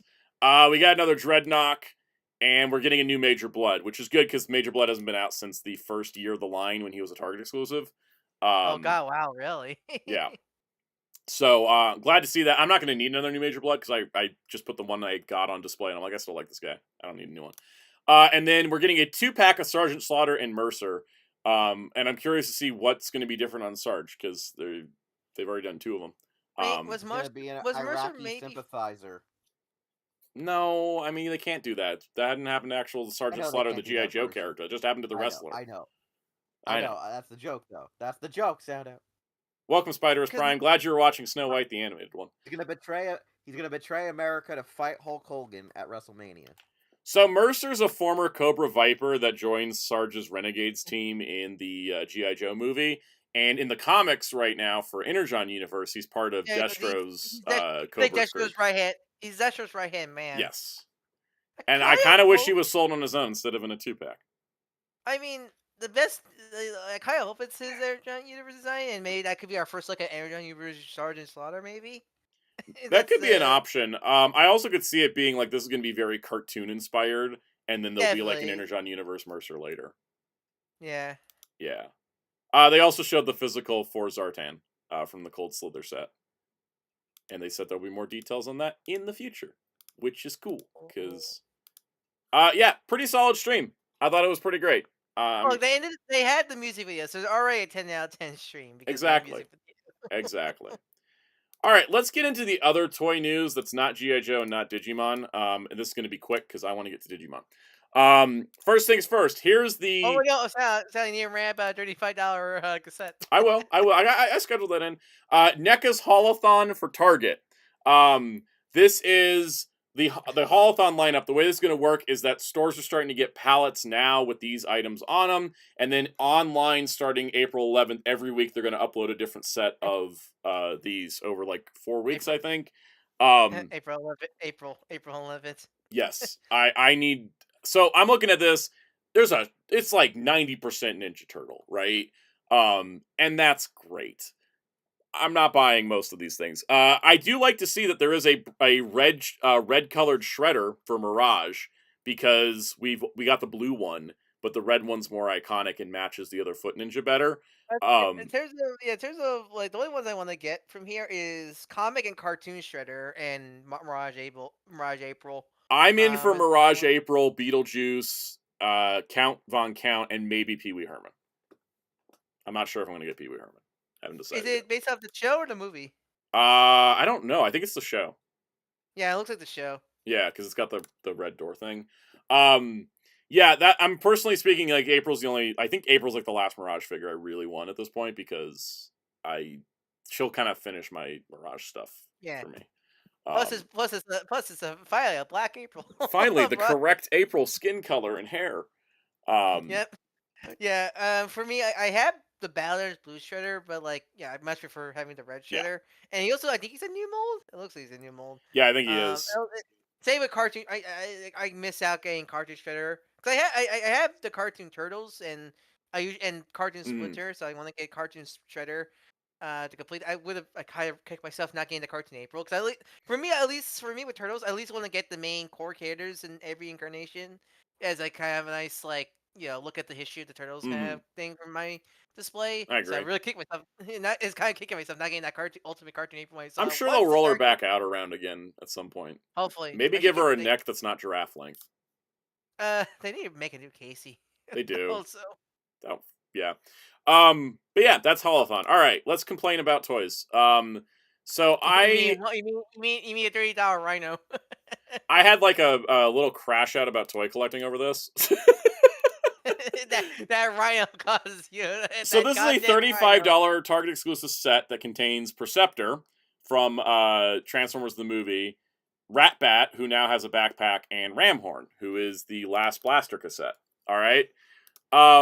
First of all, this is a multi-pack that makes sense. All of these people fought each other. So, like, it's a scene. I don't have a problem with the lineup. My problem is that I had to spend $35 to get Ramhorn. And specifically $35 at Target. And specifically for the fact that this went up at a nice, reasonable 11 a.m. as opposed to 7 in the morning when they put up Jean Grey and I fell asleep after my alarm before she went up. Thank God today they put it back up. Yes. Luckily they put her back up and I got my Jean Grey now.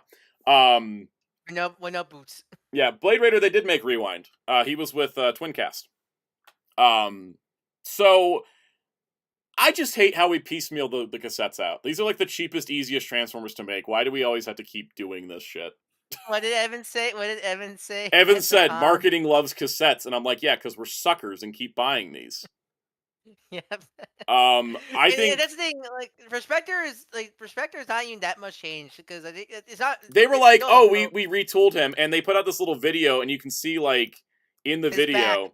His back His now has a back. panel to hide his robot mode head better. Do you know what he And- still has, though? The tank treads that were only on the toy and not the animation model. If you're gonna retool something, get rid of the tank treads. Yep. If you have a budget to Yeah, retool, do the treads. There's some other changes, but they're so tiny. It's bare. At least, Like his window's not transparent plastic anymore.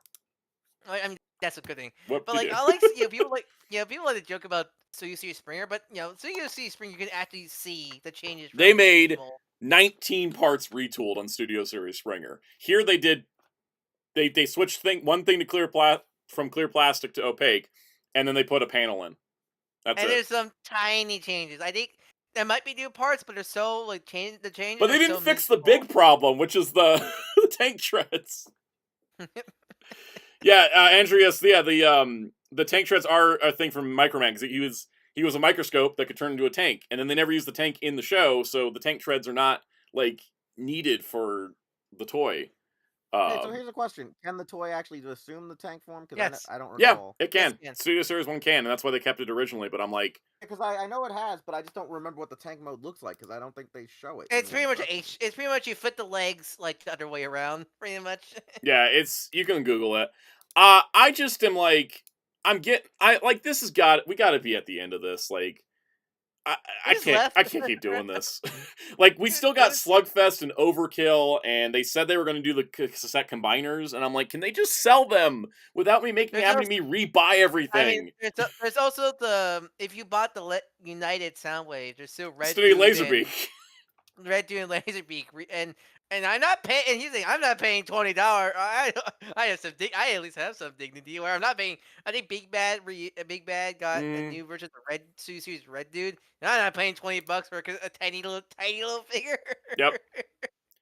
Like at least with this one, at least if you don't have Respector, this is at least nice. But also the problem is that they did this like so long after Perceptor is like you can still buy Perceptor online right now for like not insane prices. He didn't need a reissue. Ray Venkman says sell the combiners as a set. I completely agree. Also, we know we're getting a Studio Series 86 Soundwave, so oh god, maybe he'll just come with Laserbeak and it can just be simple. Like just include Laserbeak. Just include Laserbeak and it's just simple and you're done. And No, now I'm just imagining it's the goddamn same mold, but without clear plastic, and that's the only difference. I terrified that that's a possibility. Anyways, moving on. Let's talk about a Crazy company that never makes me mad. McFarlane. Wait, never mind. Crazy Uncle Todd's back at it again. All right, we got teases. We'll go over these in more detail in the future. Adam Strange. Adam Strange. He looks good. He's already out at some Walmarts. He has a very smart Deadshot. face. Also already out in stores. That one I actually might want to get because I really like that look. He looks great. He looks really nice. And technically that means we have 2 Secret Six members because they made Catman forever ago. You're right. And they made Bane, so we actually have 3.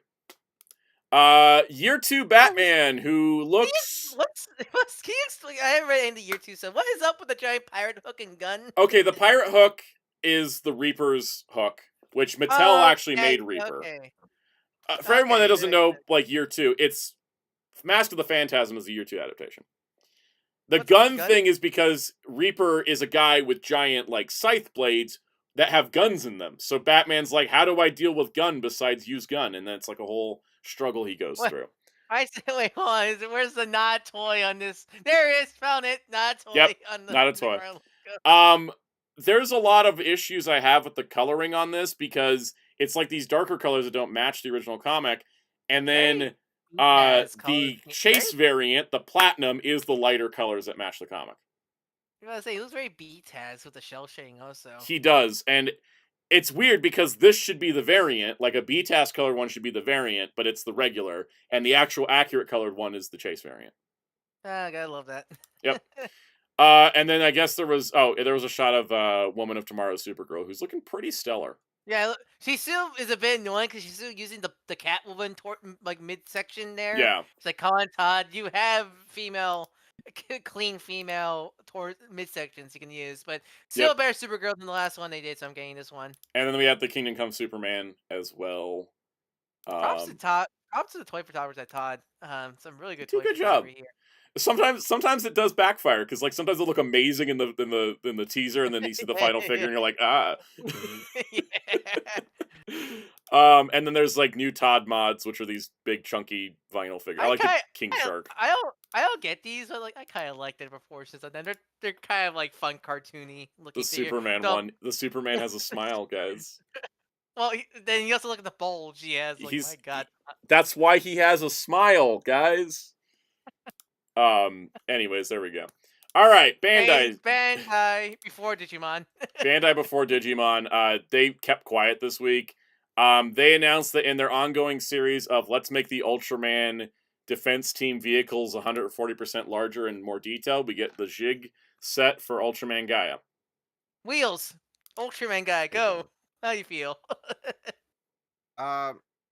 It's cool that we're getting those little canister ships. But I do like these always been like some of my favorite Ultraman ships because of that the whole canister gimmick. Yep, and here's some comparison shots between the original toys and the new toys, which these things are like 100% new molds. They're not like CSM where it's like we took the deluxe one and made it better. Like they just like straight up made new ones, which is cool.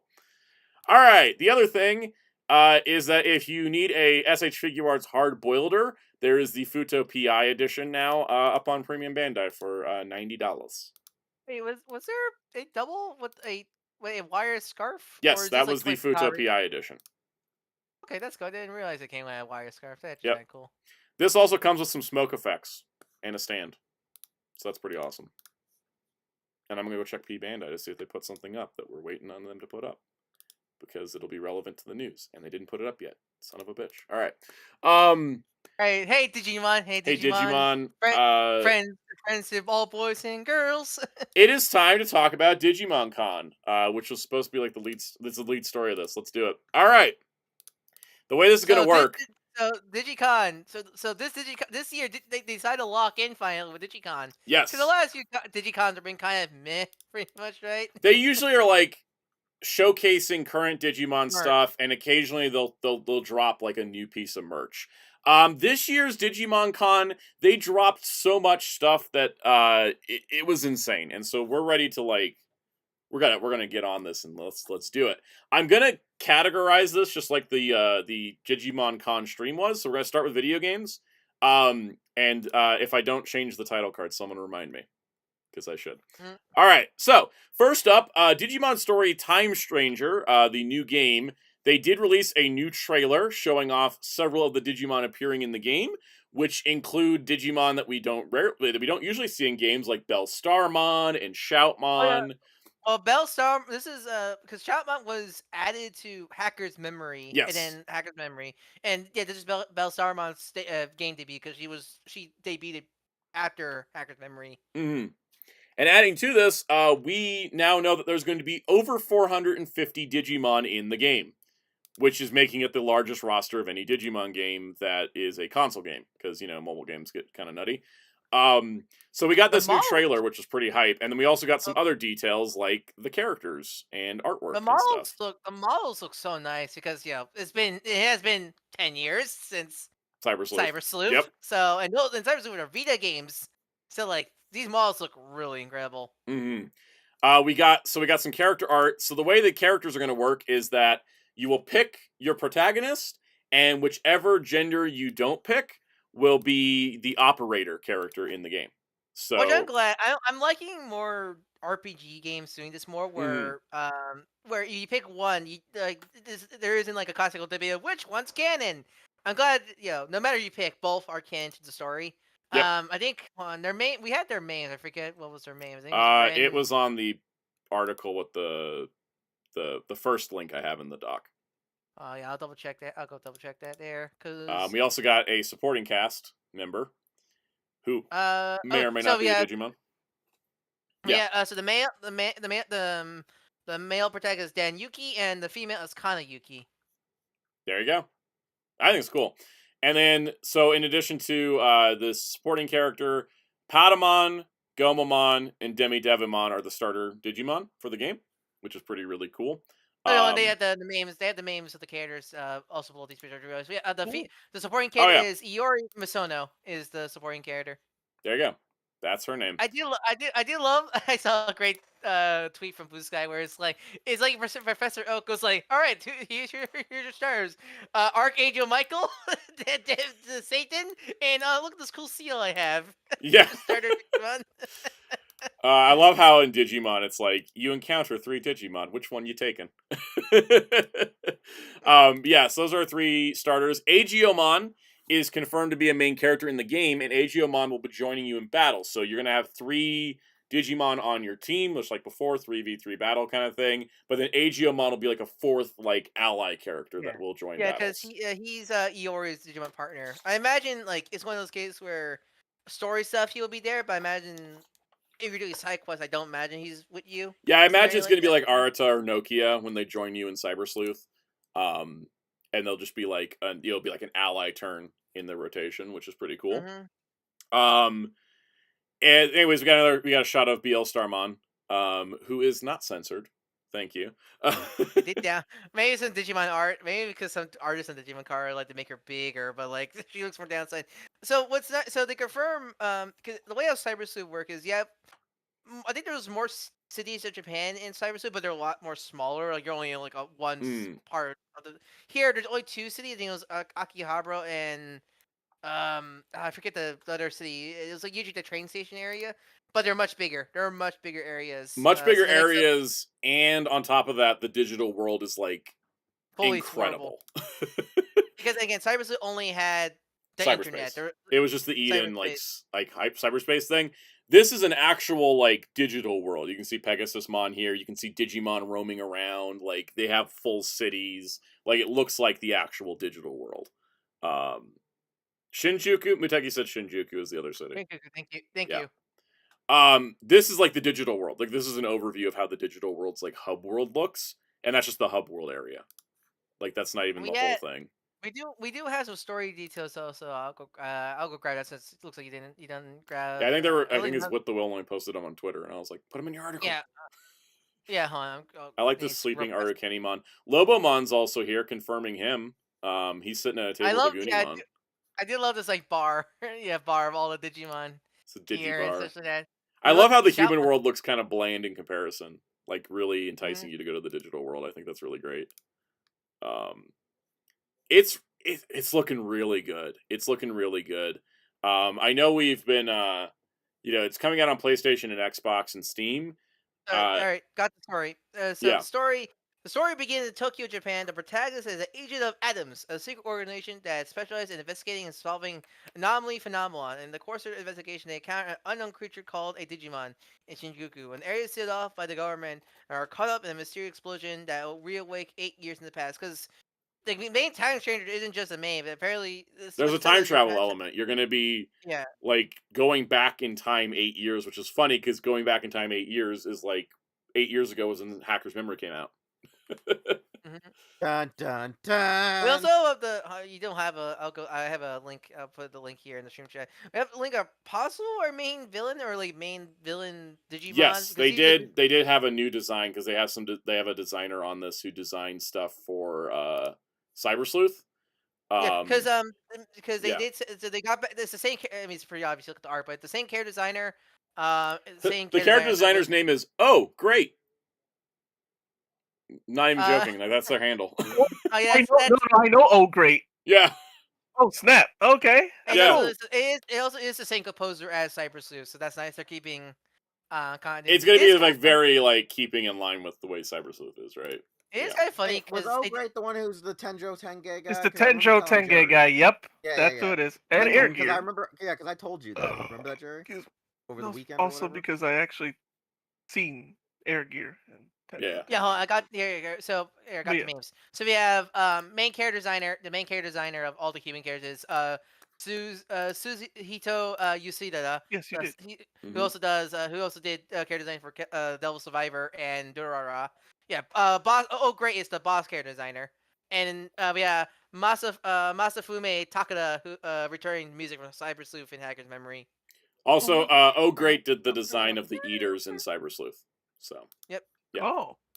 Yeah, it's kind of funny because they did like a little like, oh, look at all the Digimon, like the history of the Digimon Story series, which I'm assuming are the ones that actually called Digimon Story because like they Yes. didn't have redigitized on there because even though that's technically part of the Digimon World series, but like since like Rina and Mirai also came from redigitized, it just kind of weird wasn't included in the whole history of the Digimon Yeah, Story because it's series. officially not a story game, but a world game. Yeah, which is it's so funny. It is kind of funny because I mean technically Digimon World 1, 2, 3, and 4 are not really related at all. Yeah. they're all 4 different games. You played those, right, Bruce? The only 4 because I never really got to play them because they were PS1, and by the time. Oh god, you played the bad one. PS2. I only played 4 as a kid as well. Oh, your poor soul. That was the worst. It was the only one that was on GameCube. I played the Data Squad tie-in I'll be right game. back. I played the Data Squad tie-in game as a kid. That wasn't on Plays- GameCube, so I didn't have a chance. That was on PS2. It actually plays very similar to Cyber Sleuth, actually, funny enough. Yeah. Oh, fun Right. fact about I think it's Digimon World 2, they have a Jogress. It's either 2 or 3 has a Jogress system. Oh, both, but they work differently. So I think it's in 2. I was watching a clip of the Jogresses in 2. They play a remix of Beat Hit in that. And that is like the first time Beat Hit officially came out in English in any form, that song, because it obviously wasn't in the Saban dub of the show. So it was funny because like when Zero to the Beginning came out and they used Beat Hit, which is the Jogress theme, it was like, oh, it's like the first time this song has been in an official English Digimon thing, except it actually was in Digimon World 2. I think it was in Rumble. I don't know. Rumble Arena came first. I think Rumble Arena was what came after. first. Yeah, I think because the Rumble Arena actually used the anime, like remix of the anime tracks, even the US version. Yeah, it's just kind of funny Never how that had works out. Feels it though. Yeah, Right, so I after played. I never owned Rumble Arena. I just played it at a friend's house. I bought All Star Rumble though. I'm the reason we have Digimon games. Like Bandai even said that they're like, oh yeah, we just kind of made this thing as a tie-in, but then we realized, oh, people like Digimon because the fandom was so starved. They were like, everybody buy this game. We need to give them money, and it worked. Even though that's a fighting game and people wanted the RPGs. Yes, but the thing was, the Digimon fandom at the time was really locked in that they're like, if we give Digimon money, that means they'll give us something else, right? And like we did Cyber Sleuth. And we got Cyber Sleuth. We got Cyber Sleuth because of even I think it was like a Bandai Namco rep that even said, "Oh yeah, we saw how popular Digimon All Star Rumble was, and we thought, oh, there's a market for Digimon. We should bring over Cyber Sleuth." Like Cyber Sleuth only It was happened funny because everybody because- bought All Star Rumble. And which was funny too, because when that game got announced in Japan, as well as the later game of the Digimon Adventure PSP game, like fans were asking for it, were Mhm. dead asking for it, and I think- they just are like, no. I And think then they had because to at make their that- contractually obligated Fusion tie-in, and then that sold, and then they're like, oh, there's a market. I think by the time like they were considering releasing the Adventure PSP game, the PSP was already Yeah. out at that point. So like, That was too a late late at that point. PSP game. It was never going to get it out Yeah. here because we were already onto the Vita, basically. Yeah. At this point, just release it onto the digital shop. Just port it. All these Digimon games should at least get like just ported, like not even ported, Because here's the but thing, just like even though Digimon Worlds like 1 and 2 are like ass garbage, I'd still play them if they re-release them. yeah, like put them I on think the PSN or World- whatever.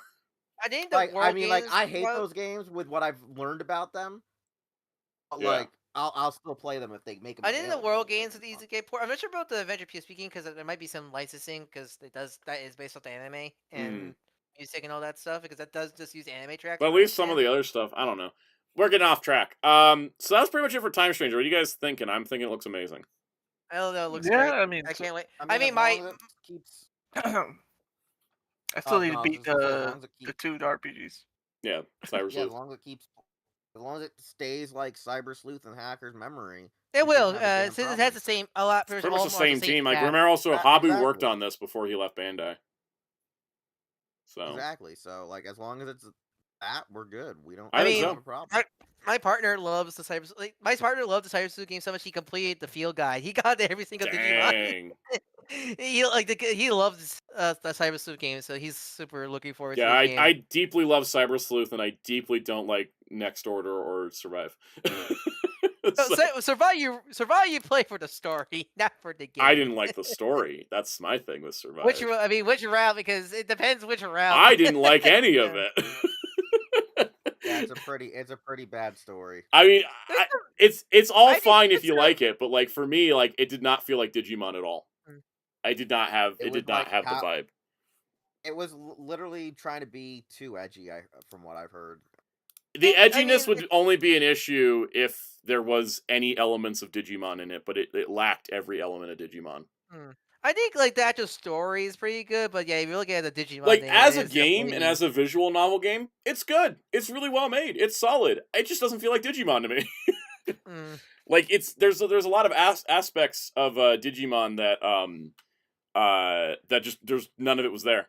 Yeah, I Paltrax said didn't appreciate- like Next Order, so you don't like Digimon. I don't like the gameplay style of the Digimon You like the World V-Pet? games. You don't like the V-Pet? Well, specifically Digimon, like the Digimon, the V-Pet. The V-Pet as you style, said. because here's the thing. I Yeah. like V-Pets, but I kind of play with them for like an hour and then I just put them aside. It's not that I don't love the raising training. They can die on you. You You think have I to wanna clean clean up their up shit. crap? Like it's fun for a little bit, but like it's not my thing. And it's fine when it's a little keychain toy. It's kind of fun to play as That's like a little okay, diversion. Soundout. But as a full blown game, I just can't get into it. That's okay, Soundout. It's my thing. Good. That's how I I'm got. glad. That's how I got into Digimon. Was literally because I was a V-Pet nerd, and I was like, Uh, "Oh, the- cool! You can battle them." As you a wanna kid, get I the- liked it's- V-Pets a lot more than I do as an adult. As an adult, I don't have the time. I still It's like one 'em. It's one of the things you can't say the Digimon World side because only Digimon World 1's like that because they're Yeah. working. They're Well, working. Same Run for- Whatever Although I type- do agree, it shouldn't be in like a full console game though. How do you feel? How do you Yeah. feel about the Chow Garden? How do you feel about the Chow Garden? Oh, that's right. Yeah, I like Chow a lot. I like the Then Chow, again, but I'll going tell back you, to I walk V-Bet. into the Chow Garden, I do like one thing, and then I leave. Especially on the Dreamcast, you could actually play With the the Chow thing VMU? on a VMU. Yeah. Yeah. I like a V-Pet style when it's in my hand. If it's in a video game, I'm like, I don't have the time Yeah. for this. No, I feel you on that. Yeah, When you put it that way. Yeah. and I think Next Order is a great game. I just don't like it. It's pretty much Next Order is pretty much because Next Order is a sequel to Digimon World 1. Like, Yeah. it literally has Machine Dramon as the main villain. So if you like Digimon World 1, you'll like Next Order. And Like Next the thing that bugged me about Next Order was the fact that I got like an ultimate level Digimon, and then the next time I logged into the game, it was dead. And I was like, I spent all that time for nothing. Yeah, that's how they be. Exactly. Did not They like clean that's up all- what, that's when I was they- done with Next Order. I just never played it again. you think clean the poop. Yeah, and it was like I didn't touch the game for a week because I don't play games like every single day. So it's it's one of those The things. V-Pet style games work better on like a smartphone. I'm surprised they never make a smartphone version of the I don't V-Pet stuff. for real. That I would be don't. That's perfect, yeah. legit. Where like your phone could bug you and be like, your Digimon's dying from poop. Fix it. Yeah, exactly. Okay, I'm gonna say this right now. I think the cleaning it like a pet for crap and it dying is wrong, because so many other games are like your freaking partner doesn't freaking die. You get what I'm saying? Like, Yeah. why does my Digimon partner need to die? No, if it's gonna die, it's gonna die in battle, not because it needs me to like hold its hand and wipe its ass like it's some sped suit. Wheels, I never. Oh, you. Wheels, Well, you said it. Wheels, dog. I'm not getting you food. You're only dying if you go out of war. Yes. Literally, we know Gomamon can make food. We're never getting Wheels a pet. We're never getting Wheels a pet. See, that's the thing. I think that's the thing with Digimon, and also maybe some of its brand identity issue at the same time, is that like with the V-Pet style Digimon stuff, your Digimon is your pet. Whereas like in the anime style, your Digimon is your best friend. It's like your Digimon is capable of taking care of itself here, and you gotta like take care of it like a pet here. And so it's like it's a little dichotomy thing. Are you saying pets are not your best friends? I'm saying that like outside of Gamamon, Listen, if this thing's most Digimon can take care of themselves. Like the thing is like if Guilmon, like Guilmon wouldn't die from pooping too much because he'd just leave. Go find another place. He's like, I got abandoned. I'm gonna go find someone else. I do love how speaking of Sonic Adventure, I love how that's how like the cow quote unquote die. They just leave. They had the whole like hobo. They had the whole hobo sack and everything. Oh, that's another thing. Last time I was playing guys. Sonic Adventure Come 2, on, guys. all my chows were suicidal. They kept jumping into the water and drowning, and I'm like, what are you guys doing?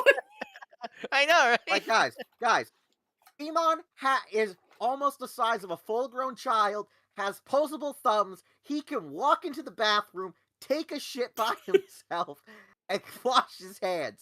We've seen him talk about washing his hands. We've seen him doing this in the anime. Like, okay, now I do think it's weird, like that time we saw Koromon on the toilet, and we were like, yo, how's he not falling in? He's just ahead. So now that we've tangented into the complications of Digimon bathrooming, let's talk about card games. Now I want a. Hey, you know what'd be worse? No. You know what'd be worse though? If a Greymon took a deuce. Now I want the size of your car. Now I want a V-Pet with Jillymon, but instead of like, oh no, your Digimon's dying, it's oh no, your Digimon creating tax evasion. Right now. Your Digimon's on the run from the cops. You need to track her down. Wearing a green tracksuit, looking angry. Yes. Think about that. Yeah, Jillymon you have to take care of so she doesn't like screw your life over. As J4 Jason said, it's like a Gundam game where you have to work maintenance on your mobile suit every hour. Oh, speaking of Xenoblade Chronicles X. No, you don't just have to work on maintenance. You have to worry about pissing off your senior officers so they don't slap the shit out of you and tell you to stop being a child and get in the goddamn robot, Shinji. Yeah, when's that Gundam Simulator game coming out? By the way, what Wheel says does happen in a Super Robot Wars. Bright does slap Shinji and fixes him. Even better. Paul Trax, I love Pokemon, I just hate catching. Fun fact, I like catching Pokemon more than fighting them. Because I feel like when you're having Pokemon battle each other, it feels a bit like chicken fights, and I don't really think that's cool. I kind of like the catching and training part. I like, because like Pokemon are like animals. It's like, I'm going to have my cat go scratch that rhino. Somebody say Let's Go's your favorite game. I actually really Let's Go's the only Pokemon game I finished the Pokédex on. But that's also because I cheated it with Pokemon Go, so that doesn't even count. Listen, man. Listen. If playing Pokemon gets a lot of people to stop actual cockfighting, then by all means, play the game. I mean, let's go. But Techie see, this is why I play Hello Kitty's Island Adventure. Less work. You know, it's actually less work is Ultra Kaiju Monster Rancher. It's almost autoplay. Bro, that game is like I barely even started it yet, but because of all the combos we came up with, that one day when we were just like, hey, let's put every Tokusatsu website into there and see what pops out monsters we get. Yeah. Yep. Like we were like, all right, let's try our own website. Because you could just type a code and you could just put names in. Yeah. No, we would just be typing in the dumbest shit. and getting like actual good stuff out of it. Yep. Hey, it's Digimon card Blade game. Raiders. Digimon does lose some charm when you have to take the very adult human-looking Digimon to the potty. This is why it doesn't work for me. Why do I? See you later, like, Fall here's the thing, Tracks. why do we need to wipe Angemon's ass? He can do it himself. Polymon doesn't have an ass. Where does it come He's a from? full, Exactly. full-grown, like 3-foot tall Like, how does Machinedramon shit? It What is it, doesn't. sludge? You just have to de-oil him. Like, you gotta make sure he doesn't rust like the Tin Man. They're doing autograph cards for the card game. Why did K2 start doing Digimon art? I don't know. I When need that someone one. tapped I need that K-Tom one. and said, do Beelzemon Blast Mode, and he was like, yeah, let's do it, I guess. Holy cow. I had to double check. When I was want looking through that this. one.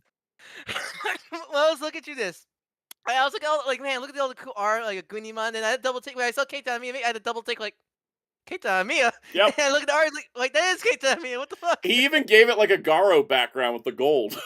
I know, right?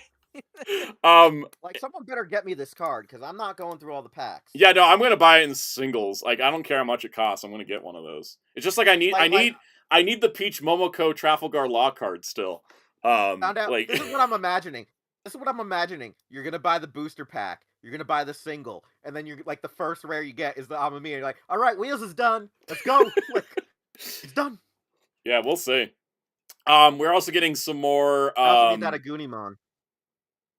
We're also getting some more card sleeves. Love the Atmon one. There's an Atmon one because Atmon's in the card game now, which is awesome. Finally. Love it. They talked about some other cards like they're doing a series. So the current set, set 21 is World Converge, which is based off all different anime. Yep. All the different anime. And next set 22, is Cyber Eden, based off Cyber Sleuth. But between then is EX9, which is based on the original VPET because it's for the anniversary, and it's going to have VPET style borders. I do like the border. Yeah, I love the border. I think it's really cool. Yeah, well, as soon as I saw that border, I remember that, like, because it's stupidly scripted. Hey, what's with that border? And I'm like, it's obviously a VPET reference. We're not like, that the stupid. frame of the video is even the VPET border. Like, we're not stupid. Come on. Yep. Like, I hate how scripted it is because there's times where Masaru's just like, I'm not even going to look at my script. I'm actually going to ask legitimate questions. Yep. All right, then we got Cyber Eden, which will be a Hacker's Memory expansion. No, Cyber Sleuth. No, wait, sorry, this is Cyber Sleuth. Sorry, the Hacker's Memory one's coming up. There's also a Pokemon card called Cyber Sluts. Love the art. Love the art. Hilarious. Mm-hmm. I love the art of the Cyber Eden one. Hacker's Slumber, that's the one. BT23 in October. I'm so glad Best Girl has a card. Erica? Wait, Erica? With her poor Wormmon, she tortures all the time. Yes. Wait, what? And there's in moments in Hack and Memory, there's moments where she's like experimenting on the experimenting on the data of Wormmon, and Wormmon's like, "No, stop!"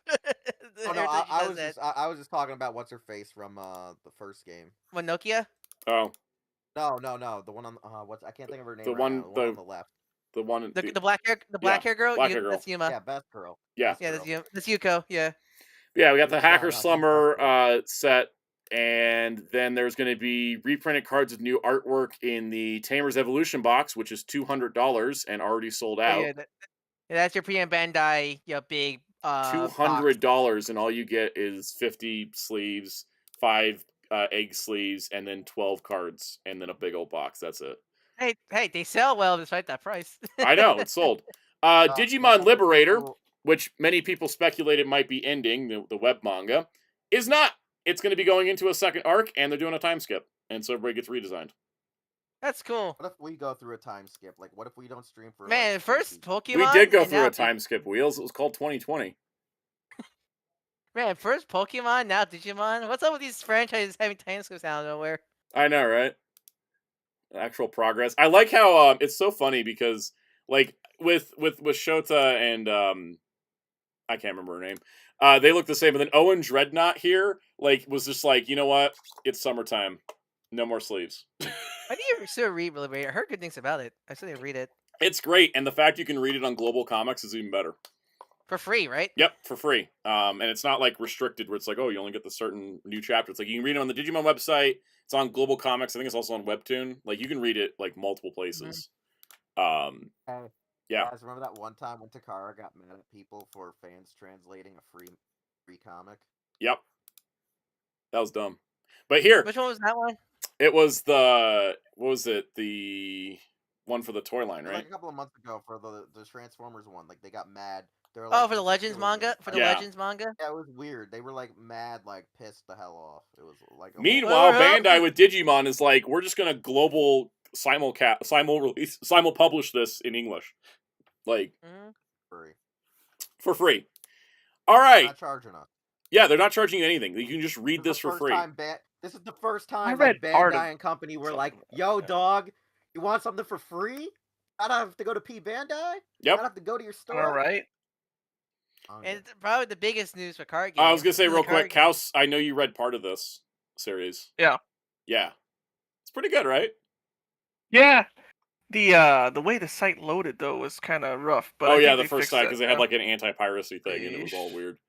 That's why I read it on Global Comics, and it loads easy because it's Global Comics are pretty good. You're a global comic. I'm currently caught up on it. It's pretty solid. I like it. I usually like let the chapters build up so then I can just kind of like binge read them. Yep. Yeah. Binge. Yep. I do that with my shonen stuff, and I Yeah. need to do that now because it's been piling up too much. All right, and the biggest news was that we're not only getting the fabled Digimon card game online client, they decided to say, screw you, Pokemon Pocket TCG, screw you, Master Duel. It's going to be a card game client with booster pack integration and in a complete story mode that's going to introduce new characters and new Digimon. What do you mean booster Yeah, because I'm pack? What do you mean assuming. booster pack integration. So yeah, I'm gonna As in, assume... you can get booster packs in the game that, like in the game, you can collect booster packs and it goes into a collection system. Well, how does it? Because Oh wait, no, Pokemon does the same thing too. yeah, Pokemon does the same That's thing. what I mean. They took what Pokemon has, which is like having a collection thing. They took what Yu-Gi-Oh has, which is a card game client, and then they kind of smashed them together. And then on top of that, they added a story mode. Yeah, I imagine it's gonna work Yeah, like that's the biggest part that screwed over the other two. Yeah. I imagine it's gonna work like your gacha games, like the whole War stuff, where you have the free stuff, which is your card game stuff, but then you have the single player content if you want to do single player content. Peacemaker said, a such. friend of mine was really surprised it took 5 years to get a digital client. Well, because they apparently were doing more than just a digital client, which I think is great. And AR says this is on mobile, then heck yes, it's confirmed for smartphone devices currently. It may expand to other platforms later. There is a PC mouse in the trailer, but that we don't know that just because someone forgot to turn it off for the recording of the trailer. I have a feeling they're going to be doing just smartphone app for the beta that they announced, but then like the full version might come out on PC as well. I hope so, because I like to have both, as a cosplay kind of thing. I love the way that Master Duel crossplays, so I hope that we can do something like that. So I was just saying, So we was gonna ask, because I was talking to my partner about how other card game clients do their boosts, because with Pokemon TCG you have packs. You open 2 packs per day, and he plays the Magic the Gathering online client, where it's sort of like not sort of a gacha where you get like your in-game currency to purchase packs. Does Master Duel do something similar to that? I imagine. Okay, so I don't know how bad the Pokemon client became, because the original Pokemon Online was like you would get money and like a pack every other day. The way how Pokemon TCG Pocket does it is it's pretty much on a time. You get 2 packs. You get 2 free packs open per day, and then once you open 2 pack, you have a cooldown time for like 18 hours. And when the 18 hours up, you open the next 2. So pretty much back in the day, so that seems a little scummy, because the original client was you would get like maybe a pack a day, and you could just save your packs and then open them up for one giant, multi-pull. So I guess the new one's a little bit more embracing the Master Duel. You get 5. You can open 2 packs, and a pack comes with 5 cards. You get first 10 cards. Well, technically 10 cards every day, but you could get repeats and such like that. No, Master Duel is mostly you just get a bunch of gems every day. Yeah, I'm saying it has a unless there's an gotcha. event It's a going gotcha on. system where you have the in-game currency. Yeah, because like the way you're explaining the Pokemon one is they're not trying to be full gotcha, but they aren't as There is a gotcha fun as- element if you want to keep opening packs. You do have an in-game currency. You want to keep opening packs, but like if you can play, there's also like no benefit to having duplicate cards in that either. Yeah, and But because the battles battles in Pokemon Pocket is just light battles. They're not even like full game. Yeah, it's not a full. It's not the full TCG. Oh, so wait, you're telling me that they completely threw away Pokemon Online? I'm not sure Pokemon Online. Duelist I don't version. keep up with the Pokemon card game that much, so I don't know if online is still available or not. I don't think online is available anymore. I don't think, because I remember it saying it was like stopping or something. Yeah, but Pocket's Mm. just you collect cards and then you can do light battles. It's not It's like really that what? amazing. It's like what? It's like what? Dual Rush, pretty much, like Yu-Gi-Oh. It's Pretty much. even because Duel Links at least had a story mode. No, not But Duel Links. What was it? Gold Rush is the I don't quick even know what game that version is. of I know Yu-Gi-Oh. Duel Links was like a simplified Yu-Gi-Oh, those speed duels. So I don't know. Dual Rush. I think it's like Links where it plays like fast. Peacemaker says Pokemon TCG Live is still active if you want the full game digitally. Okay. So there's that. But Digimon Elysian seems to be like just kind of taking everything that exists currently and then just upping it and plussing it and doing like crazier things. Like here's The like trailer. with like for example like with Duel Links they had like characters from the anime, but here's some new characters. We got Kanata Hondo, we got Gemmon, who's a brand new Digimon, and I I totally love the expect design. him to be the currency.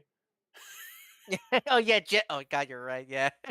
It's gonna be Gems, right? And then Gemmon is like representing Eh, that. There's Future, Futri, or something. Futri. Valner Dragno is a cool name. That's such a rival looking character. Yeah, and they said there's a beta coming, and then there's going to be original cards. There's going to be existing cards from the card game, original cards exclusive to this, and then new characters and new Digimon will appear in this, and then will later appear in the card game. In the trailer, all the cards in the trailer are BT1 by the looks Yeah. of it, and I don't think it's too bad if it is gonna start fresh from BT1 because the card game is only 5 years old, so it's not like too. It's not But the meta too of the bad. card game in real life is so different because there's so many mechanics now between like Ace and like Speed Yeah, Digivolution and all that. yeah. So. So I think so. Like I think them starting from this like online client And it may because also testing. be them testing and developing it off of the simplest Yeah, card definitely. set. I Yeah. I won't be too. I won't be. I don't think it won't be too bad if they go back to the beginning because the online client will have a bigger player base than the physical because Mm. that's just the way how things work. So it's more better to have going It back also to gives a basics. reason to have both. Like with it not being up to date, that means like people want to play the new updated stuff. Then they should go. You then go play the physical card game, right? Like it gives reason for both to exist. Benjamin Wiseman said mechanics have changed a lot since BT1, but we still use a few BT1 cards. Okay, yeah, so it'd be fine if they started from the beginning, and that'd be a good way to ease everybody into it too that hasn't been playing. Because But we've been asking for online client for so long, so it's great that they're finally doing it. and I love that they're not just doing what we asked for, which was an online client. They decided we're going to make a full game out of this. And I think that's fantastic. All right, next Digimon category coming up, comics, because they've been doing this for a little bit. On the Digimon website, they've been releasing these Digimon mangas, these web mangas. From what I understand, they're like not self-published. Like they're pretty much like manga folk. They're pretty much like they have contests of. There was a different contest of manga. like basically people to make pitches for Digimon manga, and these were the winners, basically. And then in addition to the winners, there's like an extra Digimon Seeker story and stuff. And so on top of this, the really cool thing is that they announced it's gonna be the last volume of it. But basically, it's like you can go read all these in English on the Digimon website. I haven't read any of them because I just haven't felt like doing it. Wait, so specific volume. So what is wait, what is this Shonen Jump? Like Yeah, they're just calling it Volume 4 because they've done them in batches. Like they just drop all the chapters of these, or all these mangas come out. Like there was Volume 1, Volume 2, Volume 3, Volume 4. So it's just now this is going to be like the last batch of this project, and they are coming out in May, I want to say, something like that. So there you go. I mean, that's pretty much it on that front. I just wanted to include it because we're covering everything. Godzilla. Toys, Godzilla. So the Godzilla Digimon collab that's been teased is official. It is announced. It is going to be a Digimon Color VPET, as well as some additional merchandise. On the VPET side of things, there's going to be two versions, a black and white design and a color design. The idea is like the black and white design is supposed to reminisce the original Godzilla film, and the color design is supposed to reminisce the current stuff. These are really cool. These are like the crazy designs where they put the art all over them. I think I like the black and white one just a bit more because the purple really pops on the black and white one. It really does, yeah. This is going to feature, just like we've seen before, this is going to feature some new Digimon that are fusion hybrids. So, for example, there's Metal Greymon Yeah. G-Erosion, Skull Greymon G-Erosion, Mugundramon is got... G-Erosion. Yeah, it's not G-Erosion, it's a different type. Ver.3 Kai mode. Yes, because he's fusing with Kiryu. And then there is a... They weren't going to do War Greymon fused with Godzilla, but then they decided, yes, we should do War Greymon G-Erosion. So these are going to be 4 new Digimon that are included in these I VPETs. kind of love the idea of these because instead of being just like a cheap, like, oh, it's Godzilla mixed with Digimon collab, like the Transform ones, this looks like Godzilla's like a virus spraying onto the Greymon line or something like that. I think they even said that. It's like a virus on the Greymon line for Godzilla, like infecting it, which just looks so cool. Really cool. And Still there's want some that sprites. Godzilla one that we saw leaked out there before, or are they still making it? Of what? Are they still gonna release the version where it was like the black and white version of the G-Erosion War Greymon, or? No, I don't know. Well, anyways, these are these are gonna be Digimon colors. They've gone up on pre-order in Japan. They're 7,700 yen each. And there's also other Godzilla kaiju in these besides the G-Erosion. They just haven't. They have like what are we gonna Erosion Kabuterimon? No, it's like Destroya and Space Godzilla and Biolante and Gigan. Mothra. Yeah, it's like the Godzilla kaiju in sprite form in these. Oh, Plus, okay, I thought we were gonna get more erosions. Yeah, no, we're not getting more erosions. Those are the 4 erosions we know of. I do love the Agumon line. So we go like Biomon, the Koromon, Agumon, and Monodramon. Monodramon, and Greymon, and then Biolante. Mm-hmm. It's out nowhere in the middle of the Greymon line. Yeah, but it's pretty cool. I think this is a great idea. Because Godzilla's popular, it brings eyes to Digimon as well. Adding to this, if you want a physical product representing, and I grabbed the wrong link. If you want a physical product representing the collab, design-wise, there is this Defo Real Metal Greymon G-Erosion, which is a big fat vinyl. This thing looks so gross. I kind of love it. Yes. So the whole idea behind the Defo Real line is that it's super deformed proportions, but realistic details. So it's just like... I thought this was a puppet. It looks like the puppet from the original VPET commercial for Digimon. Yes. Yeah. It looks so gross. I love that about it. It looks like it's a kill me, please. My favorite part was when they were on the stream. They had the hosts of the stream on one side of the room, and they had the Bandai designers on the other. And they showed this off in the middle of the room, and the Bandai designers were like, "I don't know what you mean by G-Erosion. All I see is a Metal Greymon." Because they look at one side. Because you look at one side, he looks exactly the same minus the wings. Two-faced Digimon. Yes, it's gorgeous. It is gorgeous. It is also expensive because, of course, it is. Why wouldn't it be? It's a big vinyl. It's a big vinyl, and it's also Godzilla, so it is premium Bandai exclusive, 15,400 yen. The car really got the shoe end kick of the Godzilla collab today. Like the Takara collab is so lame, it's making me wonder if Takara was the problem. Like we're like, oh, maybe it was Toho restricting them so much, but it's like, no, Takara's kind of the outlier here on the collabs, right? Like weird. Anyways, adding to this, there's gonna be an art print with all 4 Godzilla collab Digimon on it. If that's your thing, at Kenji Watanabe. And there will be Defo reels of Skull Greymon and Machine Dramon. It's new art. I like it's not just reused the reference art. It's new art for the artwork. For the art print. Which looks rad. I like the Machine Dramon because he's looking going like "ay" or something like that. The way his jaw looks. I love the Skull Greymon's pose because it looks like it's trying to eat you. It's really good. It's really cool. Now, there wasn't too much news in figure news. We didn't get any figure arts or anything. Rest in peace, anime heroes. Digimon. Rest in peace, anime heroes. You were announced at Digimon Con 2 years ago. We did get the prototype of the Kaiser Greymon amplified kit. With Emperor Greymon, Kaiser Greymon, either or. Yes. It's funny. I always say Kaiser Greymon, even though I prefer the dub of Frontier. They also showed the sword being gigantic, but the grip on the sword is movable, so you can have him in the 2-handed sword position. Oh, isn't Kaiser Greymon the dub name, and Emperor Greymon's the Japanese No, name? Emperor Greymon's the English name. Kaiser Greymon's the Japanese. I'm misremembering that. It's been a while. I flip-flop all these names in my head. Anyways, and then adding to this, they had this teaser image which they're like, oh, enjoy Kaiser Greymon in September, and then just put the big-ass Susanoo-Omon silhouette in the background, and then when the host asked, isn't that Susanoo-Omon, the Bandai's designer's like, we'll tell you later. So, what do you think? Surfer kit, or they're gonna make your Magnagurumon kit, and then you can combine them to Susanamon? It's a 100% 50-50 chance. Because that's the thing. Because if they design it, correctly, all you need to do is just pop all the armor, most of the armor off of Kaiser Greymon, and then put all the bits from Magnagurumon to mix it. Because that's how it is. Because Suzanamon's design is just mostly Kaiser Greymon with different like shin armor and shoulder armor and such like that. So I can see them just combining the two figures together. It would suck. Kind of sucks. You just want the one figure.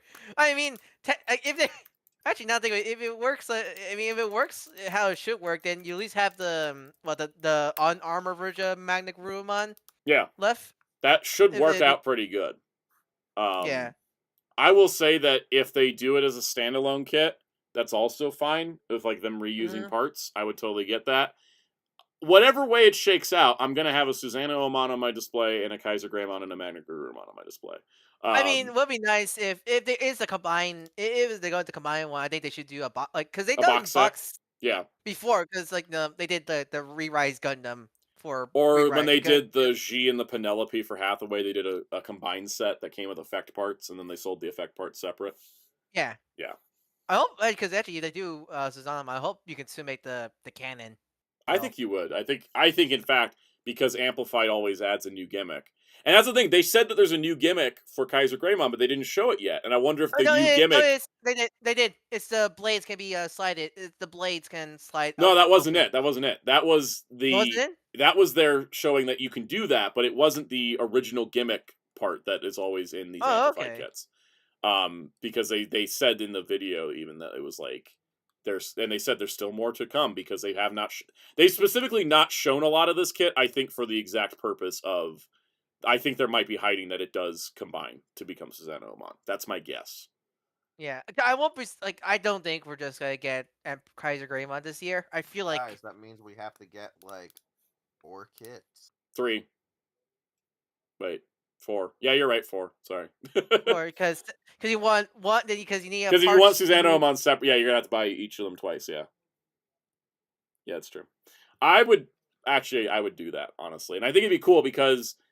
With how they're hiding this, I feel like it's a possibility that it's going to combine, and I think it's great. And I think that I would totally double up to do it, because screw it, it's Frontier, it's great. And then as soon as I get Susanoo-Omon, I gotta have them stand next to Kaiser Greymon. Yes. Yeah, Kaiser Greymon, Magnagurumon, and Susanoo, some of my favorite Digimon. They're just so cool. And also because the only toys of them that existed that had that gimmick are we're Japan only, so they're rare. They're not only Japan only; they barely made it out into stores. They're so expensive that it's like, you can buy each of these guys twice, and it'll still be cheaper than buying one of the Japanese original toys. Yeah, exactly. Yeah. All right, the big toy news was the D3 25th anniversary color evolution, which we had teased. It was teased to us, and it's not. Remember that time we called the D3 on stream? Yeah. Like, oh, it's not like they're gonna announce it, and then an hour later, the teaser came out. Yep. So a couple things here. Basically, it's going back to the design of the D3 toy, right? The Super CSA D3 was the anime design. We're back to the toy design, the good old egg shape. With the pins on top also. Yep, the pins on top so it can connect to your other color devices. The thing I find interesting is that unlike the Digivice Color Evolution, which had like a little rubber door for the charging port, which is kind of annoying because I kind of hate little rubber doors because they can break and stuff. This one has a sliding panel for the charging port for the USB-C, which I think is much better. Nice. I do wish they made the door blue. No, yeah, I don't know why the door's not blue. It's black on the Ken one, but on the Davis one, it's white. I don't know if that's just because the blue part's added on top, and they'd have to paint it, and maybe the paint would scratch. I don't know. Fuck Jeff Nimoy. Sure. So adding I to thought because we were talking about Davis. And I Yeah, just that's thought of right. fucking of what's his face, the voice actor of Davis saying "fuck Jeff Nimoy" in the movie. If you guys haven't seen Famous, written and directed and starring Jeff Nimoy, you should. So adding to this, there's going to be gameplay. It's gameplay based Digivice, as we would expect. And so you got your 6 kids, your 6 main kids. They're Digimon as like your default starters. I think you have to unlock Ken, just like you had to unlock Kari in the Digivice, because it comes in later in the story. They also Speaking have of, music and they wait, have the epilogue. speaking of, since I'm pretty sure some might ask, are you Suga reviewed the original Digivice, or is that scrapped now because it's been so long? I guess I'll say that. I would have reviewed this except for 2 things, as I just shook it enough to activate it. I've been playing with it the last few days. This thing is really fun when you're not trying to do a review. 'Cause it's a Because video game. it's a video game, and in order for me to do the review properly, I'd need to unlock everything, all the alternate paths, all the extra battles, all that stuff to do a proper review. And when I was trying to do that, it was the most tedious thing, and it made me hate this toy. Because it takes, like, you have to do, like, what is it? You have to get 5 battles to get Garurumon, 15 battles to get Were-Garurumon, 35 battles to get Metal Garurumon, 35 battles after you've already gotten Wargreymon to get Omnimon. It's a lot of grinding, and when you're trying to do it within a time frame to get a review out while it's relevant, it just kills all the enjoyment of this toy. But when you're just playing with it for fun, like when you're waiting for Adobe Premiere to finish crashing and reloading, it's totally great. I like it. I have fun with this thing. But I don't want to do a video on it. And then the other reason I don't want to do a video on it is because you can turn the sound off, but if you have the sound on to hear any of the sound effects, you have Butterfly playing constantly. Copyright content ID. Yes, I already had a copyright content ID problem with the SCSA D3 that held that video up for a month. And so I didn't really want to go through. This is like way more work than the D3 because the D3 had everything unlocked from the start. This I had to play like hours of game. I'm still not cleared everything. I'm on Spiral Mountain still. I don't even have Zudomon yet. So like I've been going through it and just playing it for fun, and it's way more fun playing it for fun. But doing it as a review is just a headache, and I don't want to do it. It's been too long at this point. And so I'm not going to review the D3 either, even though I'm going to buy it. Just because it's fun to play, but it's not fun to review. I say at most do a short talking about it. Maybe don't like do a full review going into everything. Yeah. Everything, but like maybe do a short. I think it's the best way to do. I also noticed Humalos is doing like a multi-video series on it. I'm like, okay, good. Someone's archiving this and like going through the work on that. And he's like, his whole channel is Digimon like digital toys. I'm like, cool, you can do that. I don't need to do it. Yeah, I think I say best if you want to do a video of these, I think shorts, right? Like talking about them is. I might do a short like I was thinking of like maybe doing a short one about the D3 maybe, or like when because like we got some details from the stream, but like there's still some like details that are missing. I don't know. I'm gonna do something with them. You'll see. We'll figure it out. So just like with this Digivice, you're gonna have multiple battle modes. So instead of just having to mash the button every time, you can also have modes where you shake it or you have to push the buttons in a certain combination. It helps that there's more buttons on the Yes. D3 than the original Adventure Digivice. It definitely does. And so, okay, we're missing some images in the gallery there. Adding to this, of course, armor evolution is possible, but, and this is another reason why I'm not reviewing this thing, you have to search for the armors. They're not just given, you have to search for them. There's a searching mode in the searching feature that will eventually reward you the Digimentals, so you can use them for armor evolution. You had to go to the Great Mount Mount Everest to find your Digiacre Courage. Yes, basically. It says walking steps get you points. You use those points for the Digimental search. So it's like once you build up enough points, then you can use it to start searching. And then you have to collect the Digimental fragments with the search feature to then complete the Digimentals, and then you can unlock them. So that's going to be fun, but it's not going to be good if I'm trying to review it. So. It also says a certain item can be found via Digimental search that'll allow you to evolve into Imperial Dramon Paladin mode. So they've snuck Paladin mode into here. Adding to this, other characters will appear throughout the adventure, including the other 6 Digimon kids, which they only showed... No, all 6 are in there. The 6 kids that were in middle school are going to be in the game, as well as Digimon Emperor, Arukenimon, and Mummymon in their human forms, and Oikawa. And there will be an alternate story path line featuring Wallace Willis and his buddy Terriermon, plus the Golden Digimental, which means you can use them and play as them in the game once you unlock them, which It's is really rad. cool because the Venture one, I don't think the Venture one didn't have any like movie stuff, right? It does have movie stuff, but there's nothing to unlock with the movie stuff because Omegamon's like the only thing from the movies that was new. Mm. It does. I don't think it has anything for adventure. I think it only has just our war game in it. That's But nice. it does let you unlock Wizardmon and Vidramon like the original toy did. So, but here they swapped it out to be like more anime specific with Wallace Willis and Terriermon. Also, Terriermon's huge. Yes. Huge next to Willis. Also, I like calling him Wallace Willis because it makes it sound like it's his full name. like Charlie Nash. Yeah, exactly. Dallas. Yeah. Or Wallace Wells from Scott Pilgrim. It's like Wallace Willis. Adding to this, there will be character voices for all of those characters. I believe a lot of it is newly recorded. Yeah, newly recorded because they got back most of the cast from what I saw. And some of them retired and they were surprised they got them. So 250 lines of voice dialogue. You will get songs like Target, Breakup, Braveheart, Beat Hit, Butterfly, all that good stuff. And of course, it does connect to the Digivice Color Evolution as well as the Digimon Color devices for battle I modes. wish they had the balls to release something like this, but with the English voice cast. I think that they've never done it, and I wonder if these things don't sell as well as we think. I know that's my thing with all these we got all the voice actors. That was really cool, but I can't understand them, and also Yeah. like I'm too tested up. Like for example, like I would like to get the the Bandai prop replica Bleach Tensa Zangetsu, but like I rather hear Johnny's voice for Ichigo in that than the Japanese voice actor, for example. Yeah, That's and kind of that's the thing. Like me. they didn't do an English dub version of Zoro's swords for Proplica. I think when we see something, if they take that leap and they're just like, here's the English edition of a Bleach sword or a Demon Slayer sword. When they take that leap, then we can see Digimon as a possibility. But I think they just I would love. Like guys, it'd be great to see. I just don't know if they can. I don't think they No, don't want to pay. They don't want to pay the money. And having Terriermon saying, "Let's kill them all." Yeah, Yes. yeah, like and they went. I just want to hear moment time.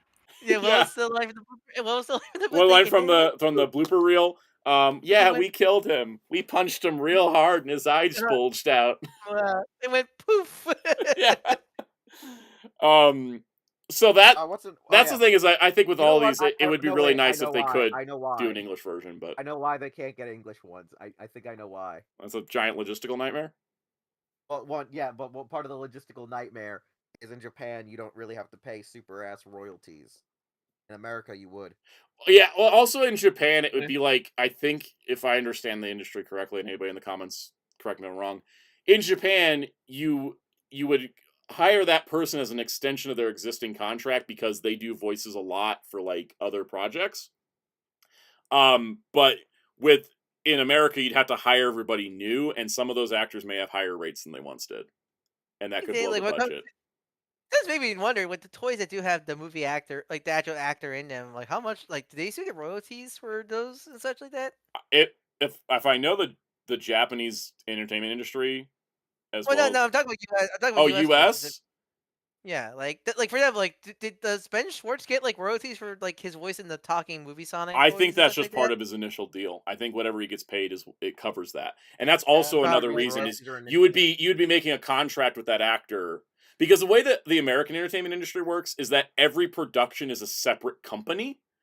So as soon as that production is considered done, like unless you have a multi-project contract, like you're like a Marvel actor or something, and you have like a multi contract thing, as soon as the production is done, your contract is done. And if you're going to bring them back for something, you have to make a new contract. That's why I think like, Ben Schwartz's voice in Sonic Toys only started in the second movie because they worked it into his deal for when he was recording for the second movie and he was getting paid at that point. I don't think they get royalties for it though. Yeah. There's also the fun part where their actors are like, my voice is in this toy and I was never consulted on this. But there's also hence why they always Oh, just boy. get sound. Just Hence reminds why me they of always get our sound interview. alikes and such. Yep. Sound alikes is very common as well. I think that Bandai also knows that they put sound alikes in these, it'll not work for people. Well, that's why they do. That's why they do like the archive audio. Like Yeah. they do that for like what Renamon, right? For the Renamon, D3. yeah, they did archive audio because they didn't want to do a sound alike. And they were able to do that because, they had the audio recordings, whereas, like, where the hell are the original audio recordings for a Digimon dub? Yeah, they're probably like burying Disney's vaults, probably. Maybe not even Disney, because everything's supposed to revert to Toei, but did Toei get it? Did it get lost Yeah. in Saban's vault? Like, Yeah. it's changed hands too many times. Anyways, should we go over the rest of the details? Or... ourselves. Yeah, we went. Yeah, we no. went. Oh, the Digi Eggs. The Digi Eggs. We'll get there. Cass, do you have something? Armor Energize! Nice. Yeah, okay, cool. There's Pretty items in the game, and I gotta tell you, they make a big deal about these items in the game. They're like, you get a blue Digivice and the blue one. Do you know how much impact this has on the gameplay? When you go to the screen here, I'll just show this off right here. You push this button, and it shows the characters by a campfire, and there's an item on the table. That's it. Oh boy, we're having a Digivice for dinner tonight. Like, I got a harmonica on the table. That's it. That's all it does. It's just a cute little, like, side screen. That's not edible. Yeah, I know. They're not that big of a deal. All right. The other big... This is the thing that made me excited. So, obviously, for these... This is it for the standard version. The standard version is coming in Daisuke Davis blue and Ken black. So you've got... Those are the two, like, base colors. I talked to Hellfire about this earlier. I do not know why they don't just go, here, have an option of 1 to 6. It's not like the internal is different. The toy is exactly the same inside. It's just a color. It's like, why not offer the other colors, right? Because not main character. That's why. Yeah. The only colors they care about are green, black, blue, and pink. But even then, they only did blue and black here. Here's my other thing. Because of how the D3 is designed, Stagger and Waves was another option Hellfire said I thought was also smart. The other thing is here that I thought too, with the toy version of the D3, the only difference between them is those grip pieces. So, like, you could have included grip pieces for the other colors even. Anyways, that's a pet peeve that's never getting solved, so we're moving on.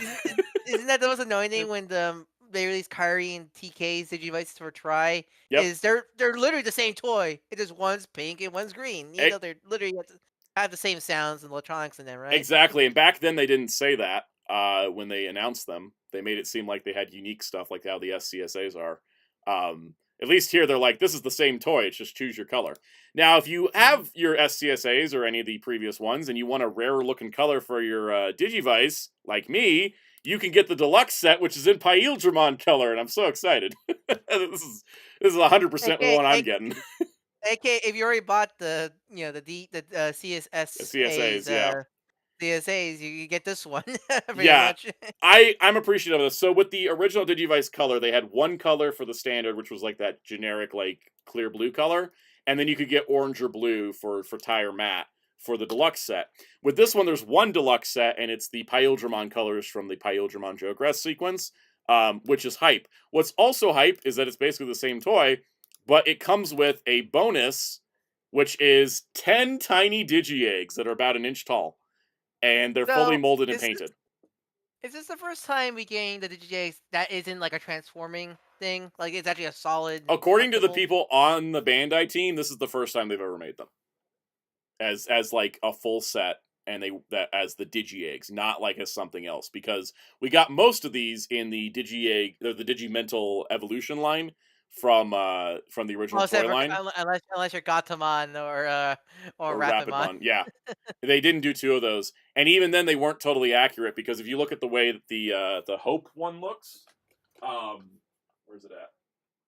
Don't drop it, it has gold plastic. If you see the Hope Digi-Egg from the original toy, does not look like the Hope Digi-Egg from the anime. It's the vague shape of it, but because it has to become Pegasusmon parts, it's not 100% accurate. The logo's in the wrong direction and all that, because it has to become Pegasusmon part, not accurate to the anime. So they're the best looking ones they've ever made. It's kind of like when Bandai finally made the tags and crests after all those fan companies have made them. It's like almost surreal. But yeah, you get all 10 of these. They're about an inch tall. They showed them on stream. They're really cool. And then you also get an art book that almost teasingly The art book is in the design of the D terminal, but we're not getting a D terminal. We're just getting an art book. So would the Digi Eggs be the scale of the figures, so you can have it next to them? I think you could. I mean, I think it would work close enough for pretty much anything. You also get special items. You get the Digivice. You get the Crest of Kindness, which is Ken's crest, and you get the egg from the commercial bumper, with the one where Vmon gets turned into an egg, but it's actually a chocolate egg, and he eats his way out of it. Oh, that one, yeah. Yeah. So yeah, I think the Digi Eggs makes this this makes it a perfect sale with the Digi Eggs, but being the Digimon color immediately was like, oh, I wanted this one. Price wise, let's get there's also some really nice images here of the versions. Price wise, the Daisuke Davis and Ken ones are 11,000 yen each, and the Digimon one is 16,500 yen because it comes with the book and the Digi Eggs. And they have not gone up yet on Premium Bandai US. They have gone up on Premium Bandai Japan. Bandai did say during the stream and then after on social media, stay tuned for international order details. So these are coming out in other regions.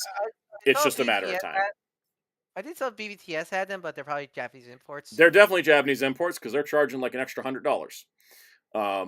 So BBTS is an option. I am not sponsored by them, but if you guys like to buy from a smaller company that does great work, and I highly recommend them, Zenin TCG has them up for pre-order. I've used them many times in the past. They're how I got through the Vital Bracelet days because they had the best prices on them.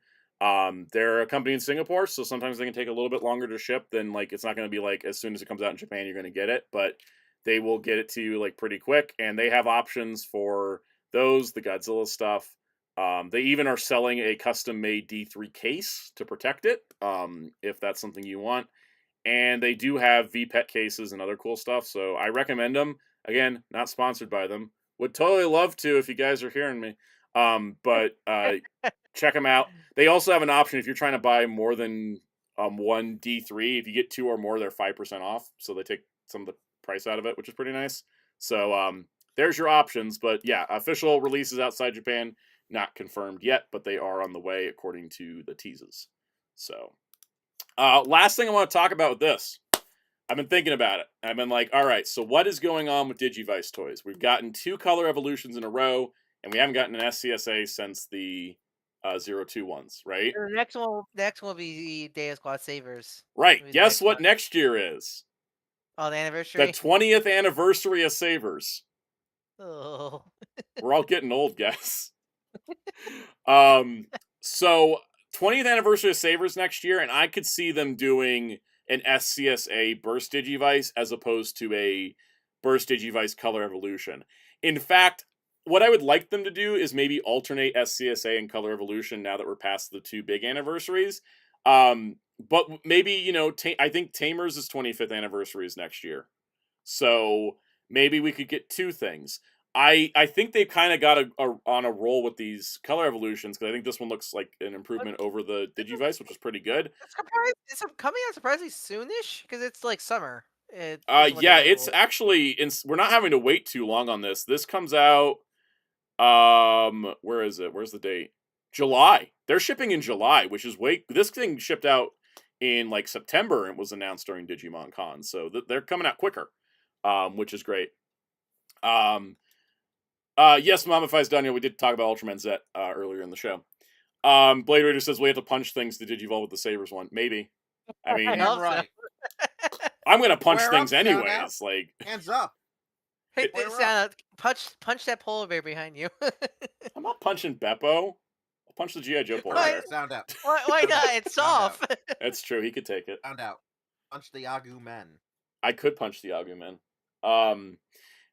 I will say, as in addition to this, beginning of your Sabers SCA review, just decking your Agumon plush. Yeah, yeah. That's why I really want an SCSA one, just so I can punch things on purpose. I could see them doing an SCSA for Savers next year because we haven't gotten one, and they have been doing a lot more with Savers lately. And I also could see them doing. I could also see them not doing a Tamers color evolution because I know that these aren't programmed 1-to-1 to the original toys, like the games are different. You got that card problem. with doing doing the digital game version of the D arc. You have the card problem, as in you have to scan cards, right? So kind of tricky. The other thing is I don't know about the D scanner because that's an entirely different gameplay style that requires barcode scanning. So I don't know. They do say I don't know if they're going to keep doing these, but I would like to see them continue making Digivices. But if they do the Savers ones. Yeah. That's the thing. Do you think they would do all? Because there's only just 4. Do you think they could do all 4, or do you think they're gonna stick with Marcus and Thomas? We're either going to get Marcus and Thomas or all 4, but I don't see like getting Marcus, Thomas, Yoshi. You know what I mean? Like, Yeah, I'm gonna cause, say this right now. but I want think them to understand. because for Tamers we got the three for Tamers plus the Ultimate, so like we got 4 for Yeah. Tamers. I mean, because isn't it? Because like the only one they because even though each Tamer had a Digivice, the only real ones the only ones you could possibly do is the main 3. Because even The rest of Rio, them we never had only- evolution sequences. where all 4 all 4 of the Sabers cast have evolutions, And so- they all had Megas, and so you burst don't mode- have the adventure and excuse. and burst modes Yes. also. So like you could do 4. You give all 4 to Digivices. And Yoshi and Jungle Kid, because my brain's blanking. Kita. Yeah. Both of them, their Digivices never got made in burst. So that would even be a Mhm. selling point. Yeah. I would like to see that, because I think that there's clearly like, if you have Omega, you get a Digivice in SCSA so far, and hey, everybody in Savers. And it also would maybe explain why we've had a bit of a gap in SCSA, because they're trying to get those ready to go. Because I imagine the development time on these things are nuts, because they're so complicated and cool and awesome. Actually, it makes it curious how they're gonna do say because those are CG heavy. I mean, it's probably gonna be the power, like the very much like PlayStation like cutscenes. They really they're CG heavy, but they did the Ultraman to Imperial Ultraman fighter mode stuff really good. Yeah. Like honestly, and this is the thing too, and this is why like I don't know if they were gonna go do like an SCSA Digivice, like maybe for the 30th or something. But that one's tricky because you had to put all 8 in one. Do you also throw in Wallace Willis and Mako and all that, right? Yeah. But the thing is, the animations are really impressive in the Digivice color, but they're not as in depth as the ones in the SCSAs. So I still want to see SCSAs come out, because and the same thing with the D3s here. Like the animations when they previewed them, I was like, those are pretty good. They're not as good as the SCSAs, because this has a whole game inside, and you don't want the sequences being too long, because you can watch them during the battles. So if the sequences are too long, they're going to drag it down. You can skip them, but still, dang it, I activated this thing by shaking it around again. I'm looking forward to this, and I'm glad that we're doing another Digivice. So, yeah, let's talk about the anime section then, because this was insane. All right, first things first. As promised, we got the premiere of the Digimon Adventure Beyond 25th Anniversary promotional music video, which was advertised as a promotional music video. I didn't realize it was a short film that basically gave me the flashbacks to the X-Men Evolution finale. Like No. this short is kind of this is one of those kind of frustrating shorts where like I want to see that like yes, let's move on from adventure. Let's move on from adventure. I was like, we don't need to do more adventure. Why are we doing this? And then they show us stuff in this like, no, damn it, I want to see these adventures. No. There is like 2 things going on here. First of all, this thing plays like a trailer for a movie or series that we're not getting. No, I know, right? Yep. Hey, it's like almost, what if we didn't waste our time making that shitty ass try shit and just went to 0 to the beginning and did this? Fun. Also, by the way, shout out to Ken's horrible English. Yes. Yeah. The English in this is great. And you learned English. Like it was Iori's English actually, but yeah. Yeah. I know Iori didn't look like Iori. Cody. Yeah. I Cody. couldn't tell. English. So they have confirmed this is the last, or for example, they should confirm this is the last thing that Kakudo is working on for Adventure, and he's worked on stuff since the beginning of the series. He did the recent movies. Like Kakudo's been a big part of this, and he's like, I'm not doing any more Adventure. And this is like my final thing, because this short is so good because it really kind of connects the beginnings ending to the epilogue. It kind of fills in some of the details. Like some of the details are still like vague, and it's like, well, how did we get here? But it's more like a montage to show, like, yes, the 02 epilogue is still happening, right? What's nice about the event this is it's kind of like one of those like this is our last thing we're gonna get from Adventure probably, but I like that it's one of those like just because we're not gonna see any more stories with this cast, that their stories don't end. Their Yes. stories will continue, and I like that. Hey, what would have been great is if they decided to retcon that epilogue. I don't even. We need to keep the epilogue. All right, we've done too much. We are in Dragon Ball. Yeah, I know Dragon Ball's got like the same issue. Here's the thing: what I like about this is that it has the description of the YouTube video mentions like, oh, more kids have gotten Digimon partners, but now like they're being like the kids are being hunted down for military use for their Digimon, and I was just like, holy crap, what do you mean, boys? So there's like a lot of After them stuff in this. kids. They not only do that, they show the 02 kids working alongside the Adventure kids, like God intended, and We even got Oh, what? we even got David's What? sister. We even What are you got talking David's about? sister. God said they didn't exist in Try. Try not canon. Well, Not my guy. No, wait. No, Mako's in this. Actually. Mako's No, in wait. this. Louis in this. Yeah, David's sister's in this. Davis's sister is in this, working at the same hospital as Joe. Wait, where was Louis? Actually, where was Louis? There was a person in black boots and a black trench coat in one shot. I thought that was. Oh, okay, that was with TK and I thought that was Ken when I saw this. Yeah, no, it was Louis because Ken was wearing something different. At least I think it's Louis. They didn't confirm it, but like Mako's there, Louis is there. There's, oh my god, it canonizes Poochimon as Wormmon's armor evolution. I know, that's good. Cause I think it was always like that was always meant to be Wormmon's armor Yes. evolution, but it's nice to see it. But it's just nice to see it with the context of Ken using it scenario. Yep. And then on top of that, it was like, oh hey, here's Davis writing Ragermon, and then boom, all of the other armor evolutions for Vmon showed up, and then Ken was there, and then Poochimon showed up, and then there was all of Wormmon's armor evolutions. Not all of them, because I actually did. When I saw this, I did. Yeah, it's not all of them, but it's just like all these alternate armors we never saw. Yeah, majority. Yeah.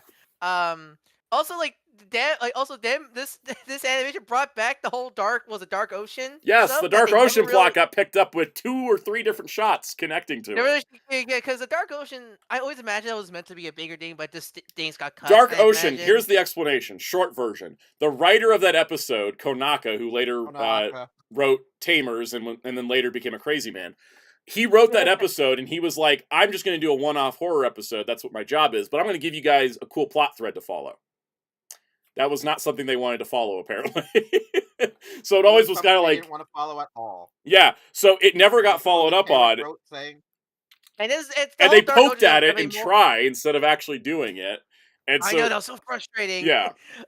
Because Ryan, if you don't know, kids in Japan were actually kind of like put off by it, and Japanese. Yeah, from what I understand, the Japanese like the dub tone didn't tone the Dark Ocean stuff down. Like apparently the Dark Ocean stuff was a lot more like Kari, like especially Kari Pacific. Like there was things about how like Kari was connected to the Dark Ocean or something like that for the Japanese version. There's a lot of stuff in there. It's complicated. It's too complicated to get into right now.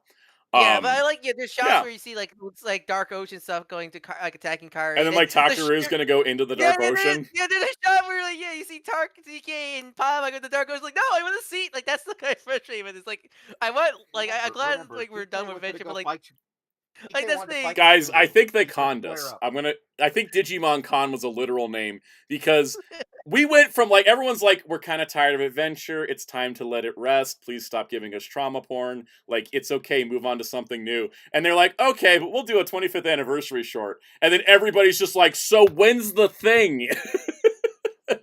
They like finally put a bunch of story elements in here that everyone's excited about, and now everyone's like, "Where's the next adventure thing?" Like they hyped us back up again, and I bet they're going to capitalize on it. I mean, Sora's off the bench by looks of it finally. Yes, no, like I think they legitimately are going to make like another thing now, and it's gonna happen because the hype for this was too high. I would say I think this is probably the best modern art style the Adventure Cast has been in, because I never was too into both Try and the Kizuna film. As much as I like Kizuna and 02 the beginning and absolutely hate Try, none of those had what this has. An adventure in Digimon Adventure. we talk about the art style, but yeah, that too. But like, yeah, because honestly, the art style, the, like the these- feeling of adventure, right? yeah. Well, also the art style honestly does kind of look closer to Saber's Data Squad to me. Especially you look at Ty and Matt, especially they look very. Yeah. They give that kind of shonen, 2000 Guys. shonen Bleach style to me. And I they really did like because the right thing now. was, Try was going for like this minimalistic, realistic style, and it didn't work. It was too bland. And, like, Everybody had the same and- face. And the Kisuna Guys, films you know what would be have the monkey? kind of that weird, kind of that our war game style, but not fully. Yeah. Also, Monkey's paw wheels. Is that what you were gonna say? I was gonna say, yeah, you know what would be the monkey's paw effect? Oh, yo, guys, we want this. We really want this new thing. And then my Otis mod came back. Like, I wouldn't mind it if we got to see all these things that they teased us with, because it reminded me of the montage from the end of X-Men Evolution of like, well, if we had 5 more seasons. also, Dan, here's what I'll say: is if they did do this and decide to dub it, it's just, can we get Richard Epcar back for evil? Might as well. Also, Dan, Ken's rocking a damn cool loner Six Ranger outfit. I like it. I dig Well, it. yeah, because he's a detective now. Come on, He- he has to go detect. Yeah, he needs to be Conrad. He needs to be Conrad Kuka's partner. He Exactly. needs to go detect it. He needs to go detect this bullshit on why they were so underused in Try.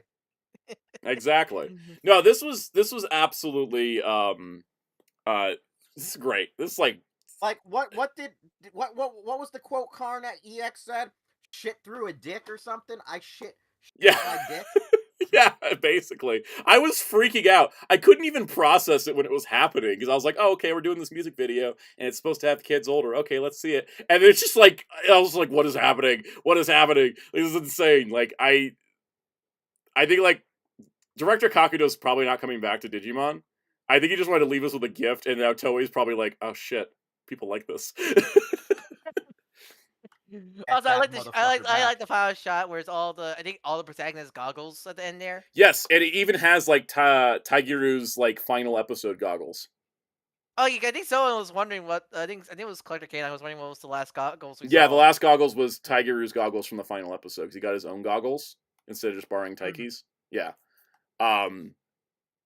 this was great. And then they ran a promo video after this that was a montage of all the Digimon shows, including Appmon. Frickin' Appmon designers, you have no base anymore. You have nothing to stand on. They're in the card game. They're in the card game promo art. They're in the montages. Appmon is Digimon. End of story. And then they were like, oh yeah, and now we're going to announce a brand new Digimon anime coming out in October. Digimon Beat Like- Break. My God, like what time are we in? We have this. What time are we at? This much Digimon content. It's exactly as Cal said. It's not we're so back. It's Digimon Digivolve to Mega.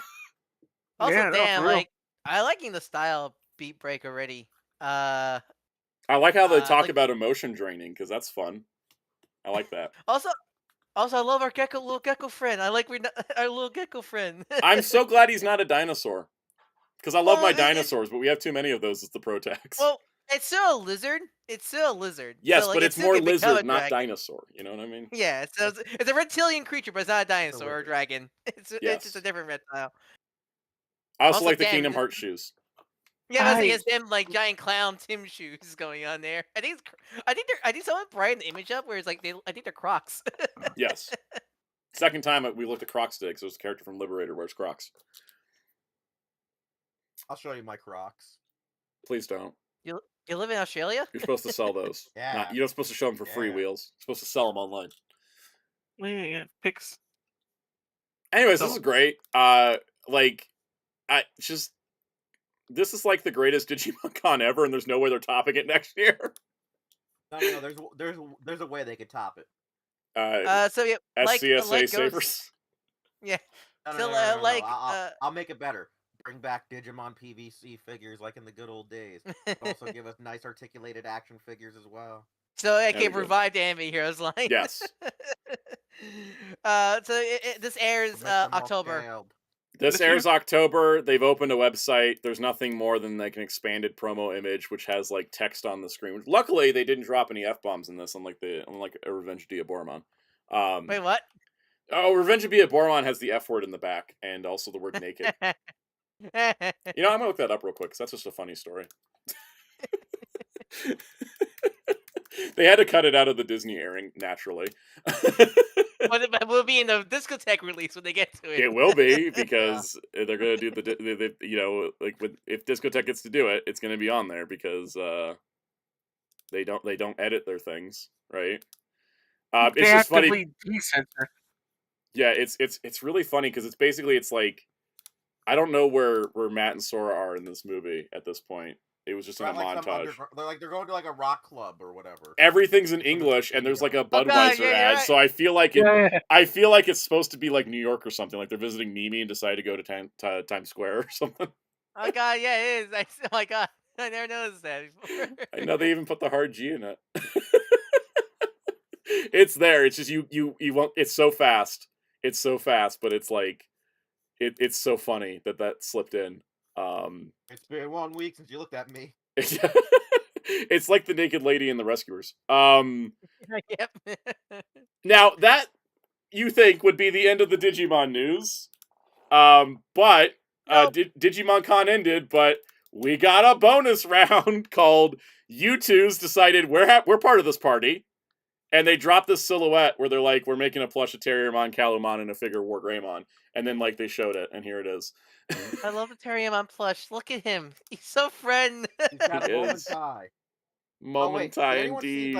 anyone see the Professor moment? The Professor Terriermon. Terriermon assistant. Yes, and then someone put the quote over it. Would.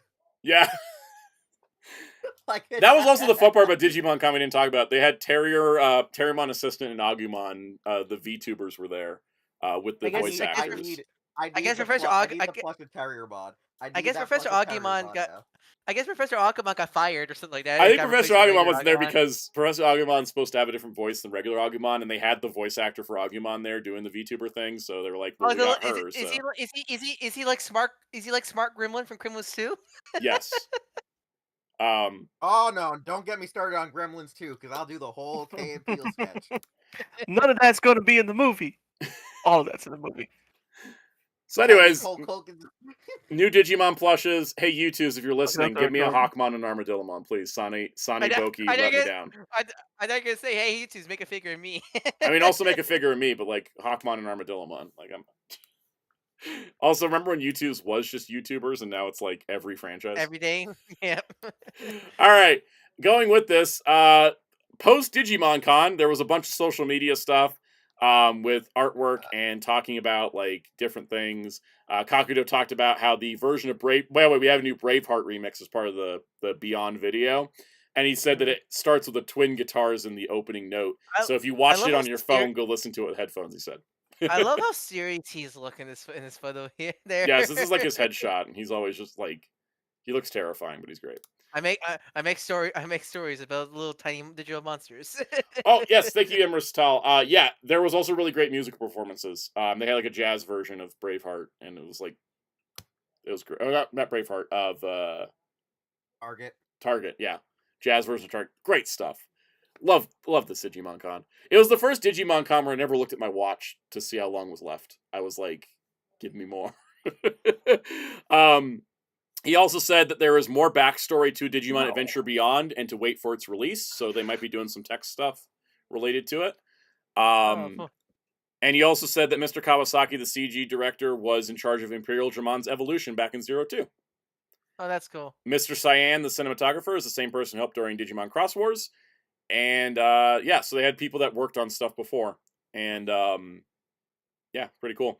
They showed off his lunch. Here is a comparison shot between the new Color Evolution D3 in the middle, the original toy to the left, and then the SCSA to the right, so you can get an idea of how it's size. Vanessa, that big? Yes, because it's anime proportioned, and they had to fit AAA batteries into it to get the Evolution screen to work. That's another thing.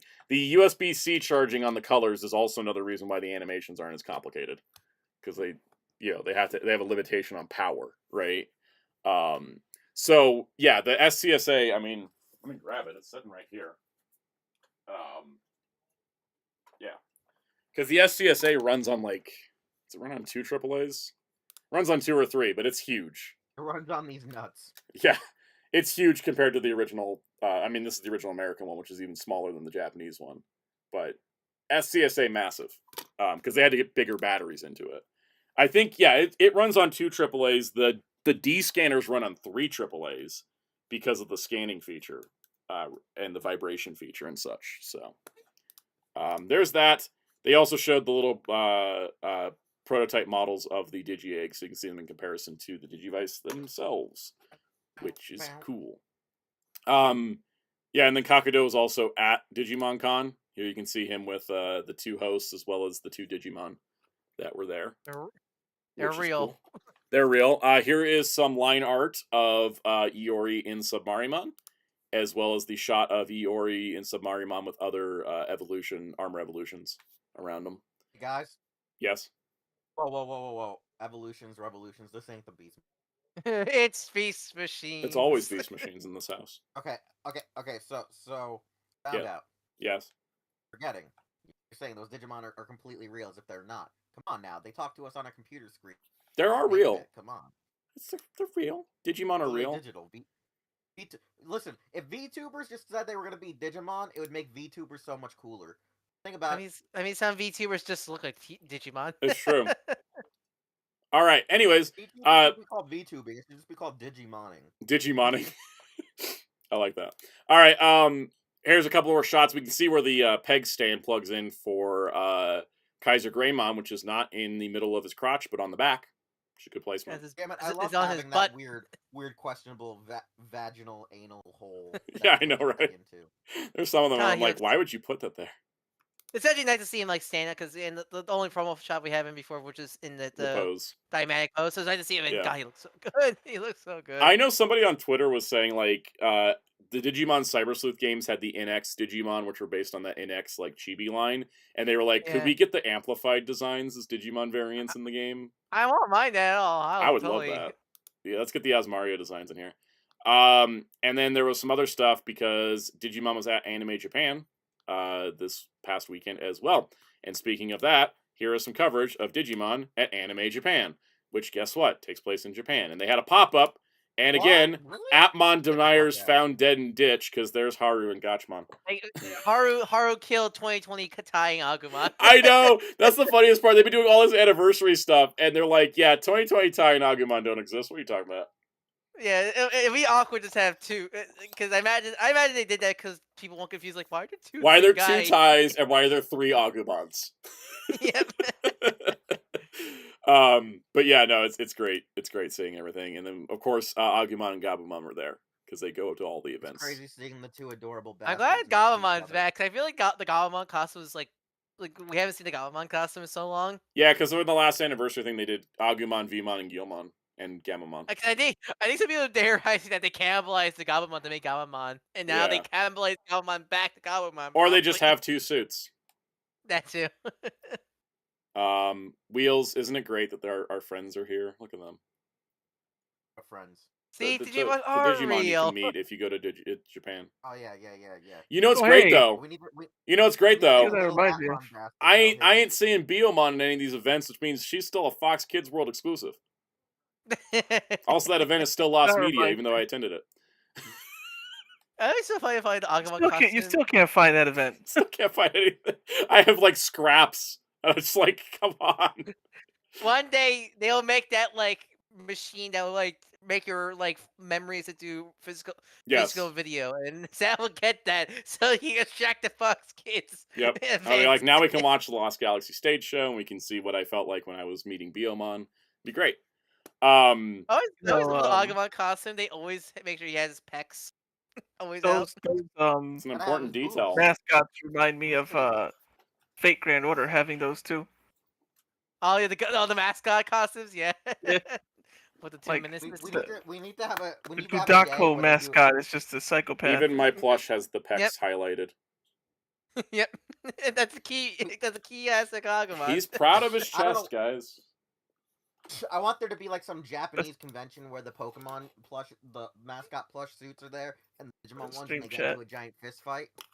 I want to see the Imagine Fate. some I want to people- see the Fate ones fight the Digimon ones. That'd be Oh cool. my god. Chaos, that will be unfair. Gakudo could easily kill them instantaneously. Like Agumon and Gabumon don't even have to do anything. They just have to like run at them fast enough, and gravity will do the rest. They do topple over. Exactly. This the Kudako one pushes over the Saber one all the time. God, I mean, love the all help. Agumon just has to do is like move his head and then just whack one of them, and it'll just knock the other one over. I love what help I put in the stream chat of the Terriermon. He has something important to say, guys. The Oh yes, Terriermon. yes, yes. Let me pull up the Terriermon. This is why I love Digimon, because Digimon are real, guys. Look at that. Can't tell me that's fake. He has a very important thing to say. Yes. Yeah, Would. I love that. Momentai. Momentai. World Peace achieved. Anyway, so you know we got a lot with Digimon Con. Um, Well, Digimon Expo is coming back. yeah, well, we'll get to that. I was gonna say, I like this promotional pamphlet because it shows all these things I want to buy. Because we didn't talk about it because it was older news, but like, there's 2 new decks that are like War Greymon and Melgarurumon themed, but they come with cards where all the Digi-Destined are paired up together, which is just super cool. And then I really Yeah, want to dude, buy it like makes me- boxes of world conversions because Atmon cards. Well, yeah, because again, Atmon, because that's it. Not just Atmon, but it's cool that it's like highlighting all the series. It's highlighting my set. favorite part of Digimon, the anime. Yep. Yeah. And then lastly, yeah, okay, so then 2 more things here. First of all, Digimon Expo is happening in autumn. This is interesting because usually Stop drowning us. We have a lot. here's the thing. This is great because I was thinking with Digimon Con, they usually have a thing called Digimon Fest in July. And I was like, how are we going to have any news for that? They like gave us so much at Digimon Con. But if this is going to be autumn, which is going to be like September, October timeframe, instead, I think it's much better. This is going to be an in-person event in Japan. And I think it'll probably be right before Beat Break starts airing. That'd be my guess. It's like going to promote Beat Break, and we'll get We're stuff probably get there. the trailer, I imagine. And maybe that's when we'll get our Magna Gurumon reveal if it doesn't happen at another Bandai Hobby show. Yeah. Possibilities. Exciting that we're going with this. And then to round it all out, people in Japan had the opportunity to get a free cassette tape with the new version of Braveheart on it, because this is a project that was funded by fans, which was really bizarre. But it's at a train station, and they're putting them up at certain displays, and they have these free tapes like slapped up on them that you can take. Apparently one of them like already was empty within like an hour. Can't wait for that to market prices of these. Yeah. So Also, people are always debating Sora and Tai, Sora and Matt. Look at it's these two Tai and people. Matt. Yeah, look at these. They're on the honeymoon with the flowers in the background and everything. Like, And look, here's the thing too. There was a moment where like Matt was like, Tai, you should learn English. Don't you know another language? And Tai's like, I know a little French. And I'm like, oh, you went back to that French girl. You went back to that French girl later in life, didn't you? Things didn't work out with Mako, and you were just like, where'd that French girl go?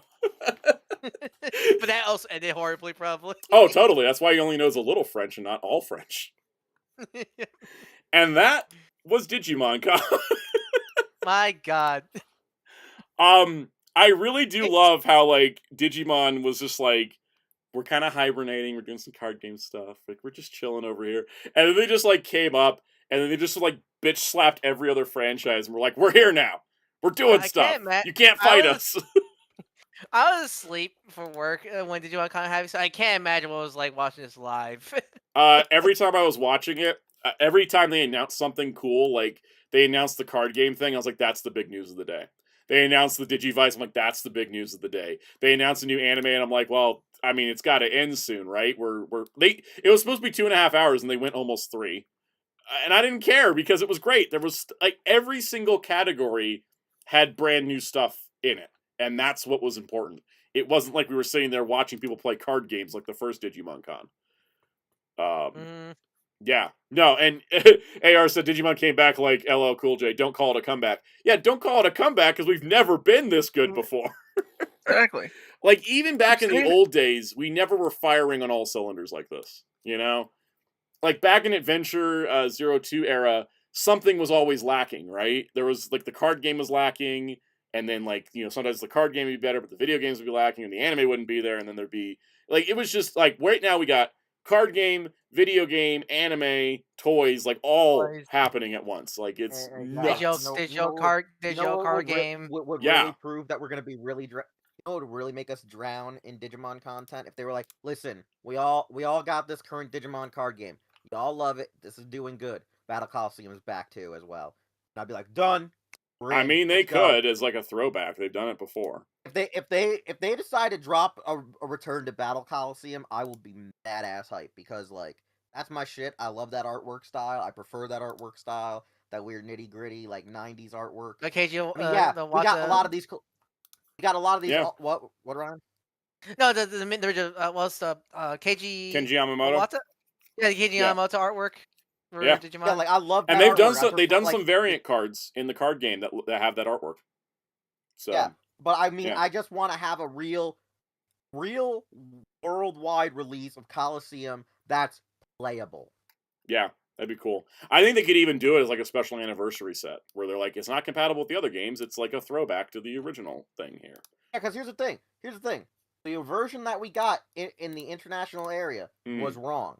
It was not playable. The rules were written incorrectly, and so it broke the game. Exactly. Yeah. So all I had was these cool cards that were collectible, and then they were like, "Oh, yo, so the D-Arc scans them," and then they didn't actually scan when you got the toy in America. Yeah, because they took that feature out. So it was like a waste. Like that's the biggest thing. America effed up the card game, effed up season 3. Yep. But as we're saying, And we are also in a effed up better season spot than any of before. The person, I think there's like almost no chance that Ben 10 will be on a Blu-ray. If they were going to do a Blu-ray, they would have done it now. Yeah, we said that. We said it before. We said it before, but yeah, in case you missed it, yeah, I there's like a 1% chance it gets a Blu-ray, and that's a very low 1%. Because Cartoon Network is just not getting any money put into it. It's amazing we're even getting a DVD complete set to begin with.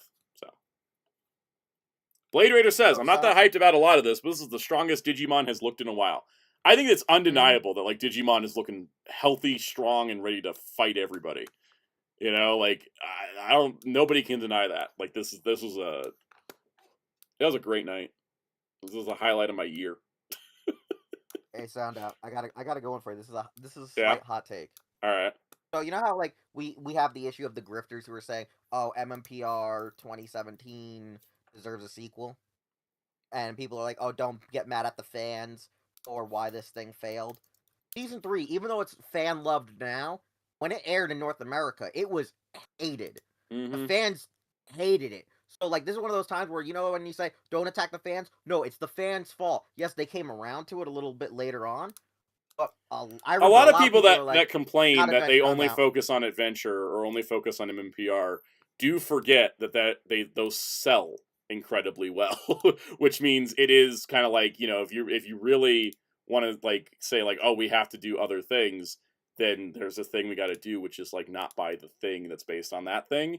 But as long as like it's still the majority of people like that first thing, then that's going to be the thing. But as we just talked about, you can still do interesting stuff with adventure, apparently, because damn it, now I want more adventure. I'm a problem. Yeah, because Yeah, like we're right the side, problem. you could agree with me. Season three, a lot of people jumped off the like unless you were a diehard Digimon fan, people That jumped. is, you know whose fault that is as well? The Fox Kids marketing team. 9/11.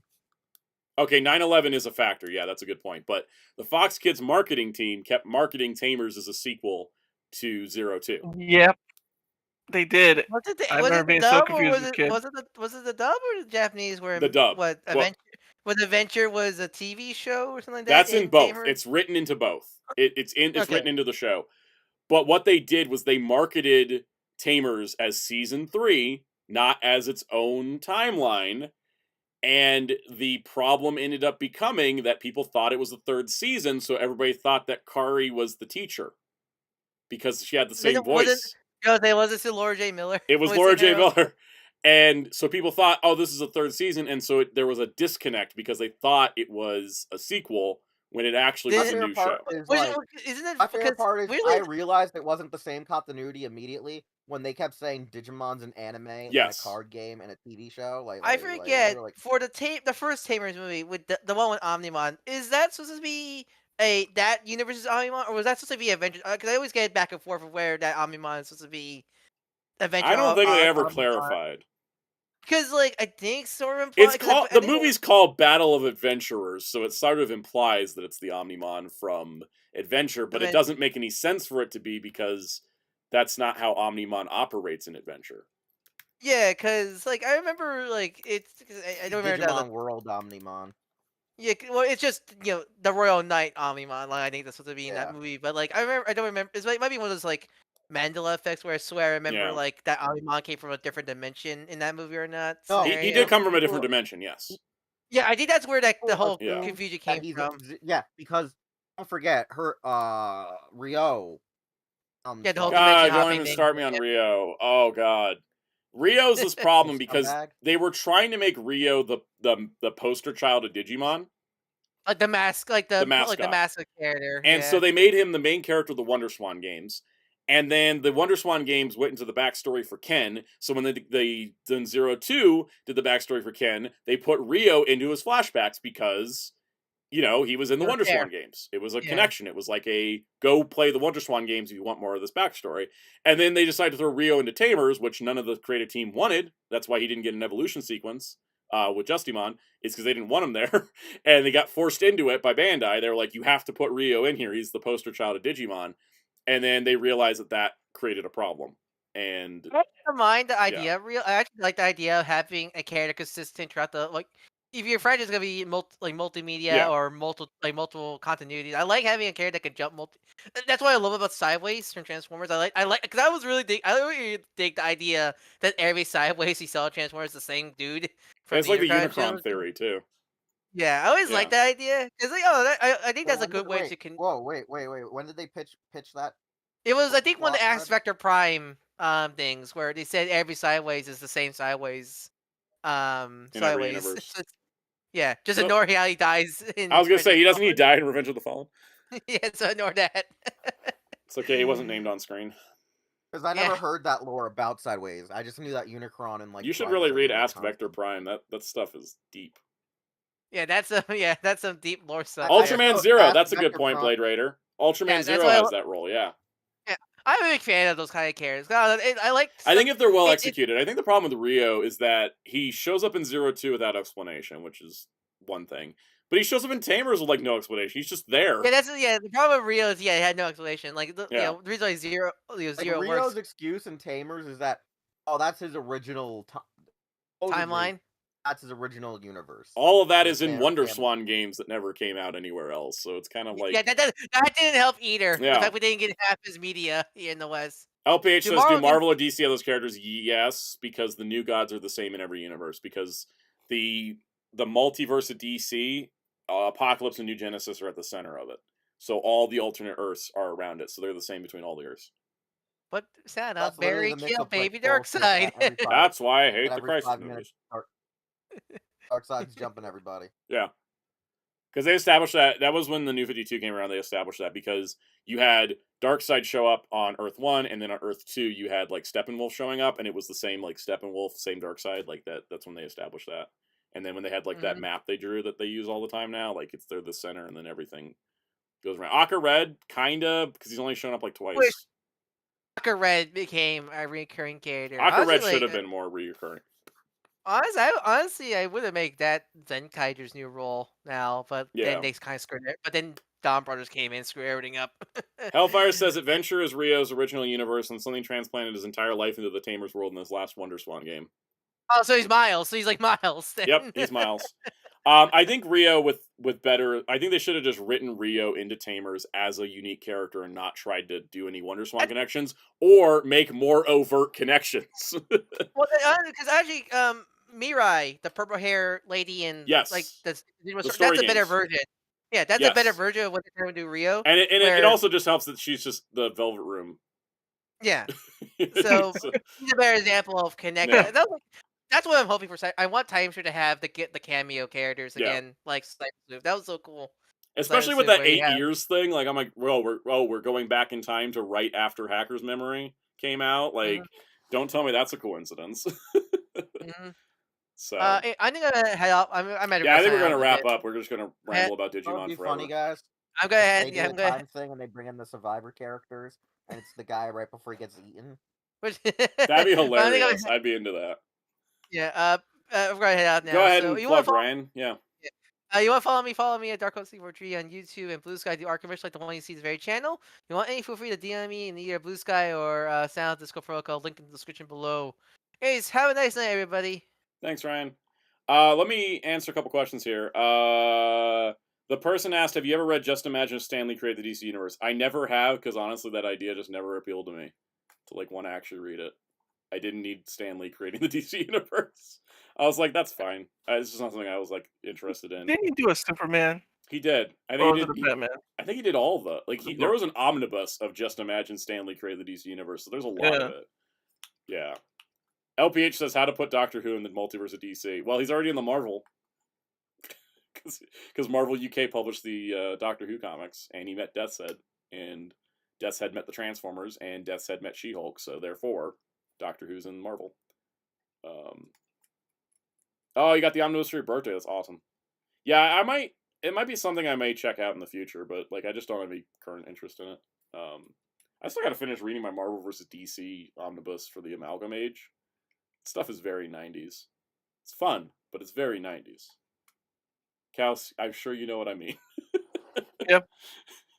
Something can be very 90s, and it's like, I like it, but also it's a little off-putting. Yep. I mean, I could tell you the first... remember I told you about the Shadow Raiders comic? Yep. That was Marvel UK that I randomly was given as my first comic that was mine. Yeah. What a heck... What a Oh, way to that's start. super 90s. Oh, yeah. Ah, crap. We forgot to talk to Ryan about that thing that we'd have to talk about after this. We'll just DM him. I guess so. Anyways, I think that's about it for the stream. So I'm glad everybody checked in, and I'm glad that we were able to cover all the Digimon Con news and all the other stuff, and randomly go on tangents about Digimon because we love Digimon. It's the best. We live in a digital You know, world. after all these hours of talking about Digimon, Little I don't know. monsters everywhere. Sorry. I feel like you're not Digimon fans. I apparently I'm not because I don't like the V-Pets. Yo, let's go find that guy Well, who you- hates the anime and only loves the V-Pets and I fight him. think, I want to fight funny that enough, guy. I think Soundout name dropped him. I think it's that same guy.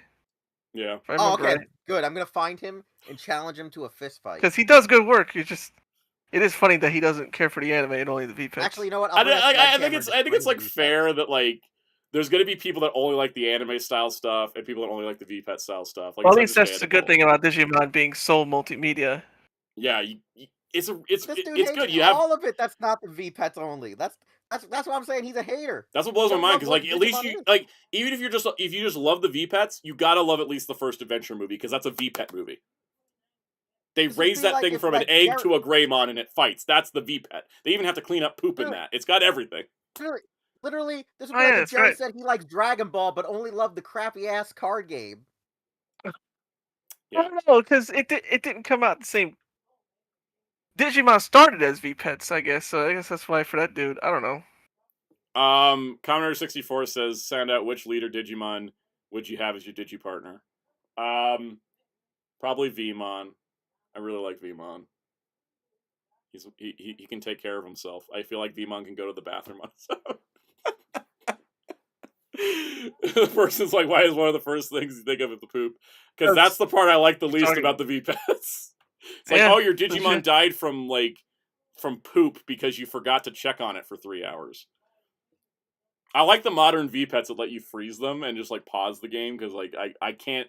Back when I was a kid, over a summer I raised and trained a Digimon, did all of that, but like as an adult I just can't. I have like other things going on. I have real life priorities, not this fictional bullshit. Yeah, Blade Raider says I lean anime for sure, less side of the RPG, video games, and action figures when they make something I want. Yeah, a lot of my stuff revolves around the anime. Like I like Cyber Sleuth and story games because they're more anime, like that kind of thing. Same thing with like I also prefer the SCSA Digivices because they're anime accurate. But I also like the digital game ones because this Digivice doesn't kill my Digimon if they don't get their food or they get their poop. They die in battle like they should. Did you see the quotation? I'm saying with the air marks, the controversy with the Yu-Gi-Oh community and Digimon. Oh, because people thought that Digimon ripped Yes! off a Yu-Gi-Oh monster, the even though the Firewall Digimon Dragon! existed before the Yu-Gi-Oh monster. Like 2006. Yes! Yeah. When Doragoromon showed up. Doragoromon has existed for like 20 years. Like that Yu-Gi-Oh monster is ripping off the Digimon. Thank you very much. No, that shit was great. Cause I love when everyone was talking shit. They're like, look at this ripoff. I'm like, he's been here since Digimon World 4. Mhm. Digimon World 4. He was part of the X He's Evolution my group. homie. Yeah. He literally Dorumon, like literally when I first saw Dorumon and his evolutions before I realized he was Alphamon, which made him even better, I was like, that would be my Digimon partner. And then I found out he also can slide Digivolve to Alphamon, and I'm just like over here just dancing, going, do a little dance. Like Heck yeah. like yeah. You know, it's another Digimon I really like is Blucomon. He like debuted in a mobile game, and then he got into the card game, and then he got a Vital Bracelet card, and I was just like, this guy's cool. A little ice dragon. Know who's great? Know who's great? Gamamon. Gamamon. Where's Gamamon stole the show. Oh man, I want Gamamon is the show. Like he's sitting over there. It's Gamamon and already went Jellymon's somewhere tax else. evasion are just like the best parts of that show. Tax evasion. Her last name's Toriyama. Toriyama, yeah. That's what I said. You're gonna see her wearing a green tracksuit. I was gonna say also, Jellymon's last name is Yuji Naka, because that one time she got captured. Yeah, Blade Raider says my biggest hope for Discotek to get far enough to release X Evolution and dub it. I think they'll definitely release X Evolution. I think dubbing it would be wild, and I actually would. I would also like them to dub the Savers movie, but only if they can get Jeff Nimoy to write it. Oh yes, You know? yes, complete. Remember when we said, Complete the "Hey, show. so what?" Remember Soundout. Hey, what happened with the movie? What movie? What movie? Jeff Nimoy did not know there was a Savers movie until we talked to him. So What movie? yeah, it's funny. Every person involved with Digimon we've talked to about the Savers movie has been what movie? Exactly. Everyone who worked on that show so far with the Savers cast. Yeah. What are you talking about? What are you talking about? Yeah, exactly. It's Cool. wild. Yeah. Let's wrap up because I don't want to say I'm exhausted. I'm actually pretty energized, but I think it's time to wrap up the stream because I got to eat dinner soon, and Kaos I'm sure is tired, and and I could go on for 4.5 more hours. Let's not. Who wants to plug things? Hooray. What? Plug. Oh well, I'm not streaming this week. But go follow you But, anyways, right? Yeah, yes, because I will be streaming Tuesdays or Fridays at 4 p.m. Eastern on twitch.tv/FighterCows with Soundout12 on Tuesdays. And also my social media, like Darkclaw, I also do art commissions and stuff, so check out the same name on X, Blue Sky, Instagram, pretty much everywhere. Yeah. Check them out. Go follow them so that way you can keep up. Wheels, promote things. Yeah, you got to check out our awesome website, hero-club.com. We have news, reviews, interviews, and more. Hopefully by this summer, we'll have the site actually revamped for, I don't know, our almost 9th anniversary. It's time for the facelift, right? It really is time for the facelift. We gotta, what is it Joker said? We gotta give the city a new enema or some bullshit? Yes. Or we can go Yeah, with yeah. Return of the Joker and be like, we're tanned, we're rested, and we're ready to make Gotham crazy again. Yeah. Wanna be pretty Red much Hood and we're ask gonna fix Batman, up the why site, not? hopefully. Exactly. We're gonna fix up the site. We're gonna try to make sure everyone is back to doing content more regularly, I guess. And we're gonna have an interview with Jeff Nimoy come out hopefully soon because with Kaos not it should have been like with last Kaos week. not I know I've been having problems, but Yeah. with Kaos not streaming, Yeah. with Kaos not streaming this week, I should hopefully get ahead on the channel work for this channel, and then that way I could start working on the Jeff Nimoy thing and probably get it done. Yeah, because we should have been done with the IRL Jeff stuff to Nimoy. do. I will say, if we only talked to Jeff Nimoy for 90 minutes, it would have been done already. Well, too bad. 3 hours is a lot, but yeah. Uncle Jeffrey was everybody's uncle. All right, No, he was everybody's uncle. I kind of Just want like to. I Speedy kind of want to just Gonzalez like is trim the beginning and everyone's- end and just upload it and see if anybody's gonna complain. I'm like, I want to scrub through it, but you know, maybe I'll just do bare minimum. All right. Yeah, no, the Jeff Nimoy interview, great. So you got to check that out. It'll be on our YouTube channel as well as the website. So check out Hero Club for Life on YouTube. It's also the same way you can follow us across social media: Twitter, Facebook, Blue Sky, Twitch.tv, where we stream Wednesdays and Fridays, 9 p.m. Eastern Standard Time. Wednesdays is our news show. Fridays is a game night, or sometimes we do other stuff. Other than that, we also have another interview coming up after Jeff Nimoy with for YouTube because it's a video one with Titanic Creations. It's a indie toy company. They do stuff like Pulsagari and Dungary and some other stuff. They're currently promoting their toys and other stuff that they have right now. You can check it out, go to their store, buy them. You can meet them in G-Fest. They're going to be at G-Fest this year.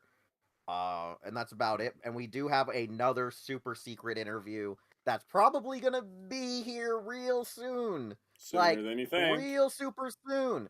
And like it might be by time for my birthday, like next week or so. So like, yeah. And it might be ultra myself... exciting to see this super guest that we totally rode to get here. That sounds really wrong. I know. I didn't know how to write. I didn't know how to work the ride in there. Yeah, well, you guys will see. We had to ride. Let's just say he's cool, and I've been a fan of this guy for decades. Yeah. Yes, for decades. So on that note, Aguman's gonna say goodbye. So here goes Agumans. Goodbye, everybody. Speaking of Agumon, yes. You want to hear Agumon? Go watch Cat's Eye. He's in Cat's Eye? The voice actress for Agumon is one of the it's one of the main 3 thieves. Yeah. Damn, I gotta move that up on my list then. All right, goodbye, everybody. We'll see y'all next week.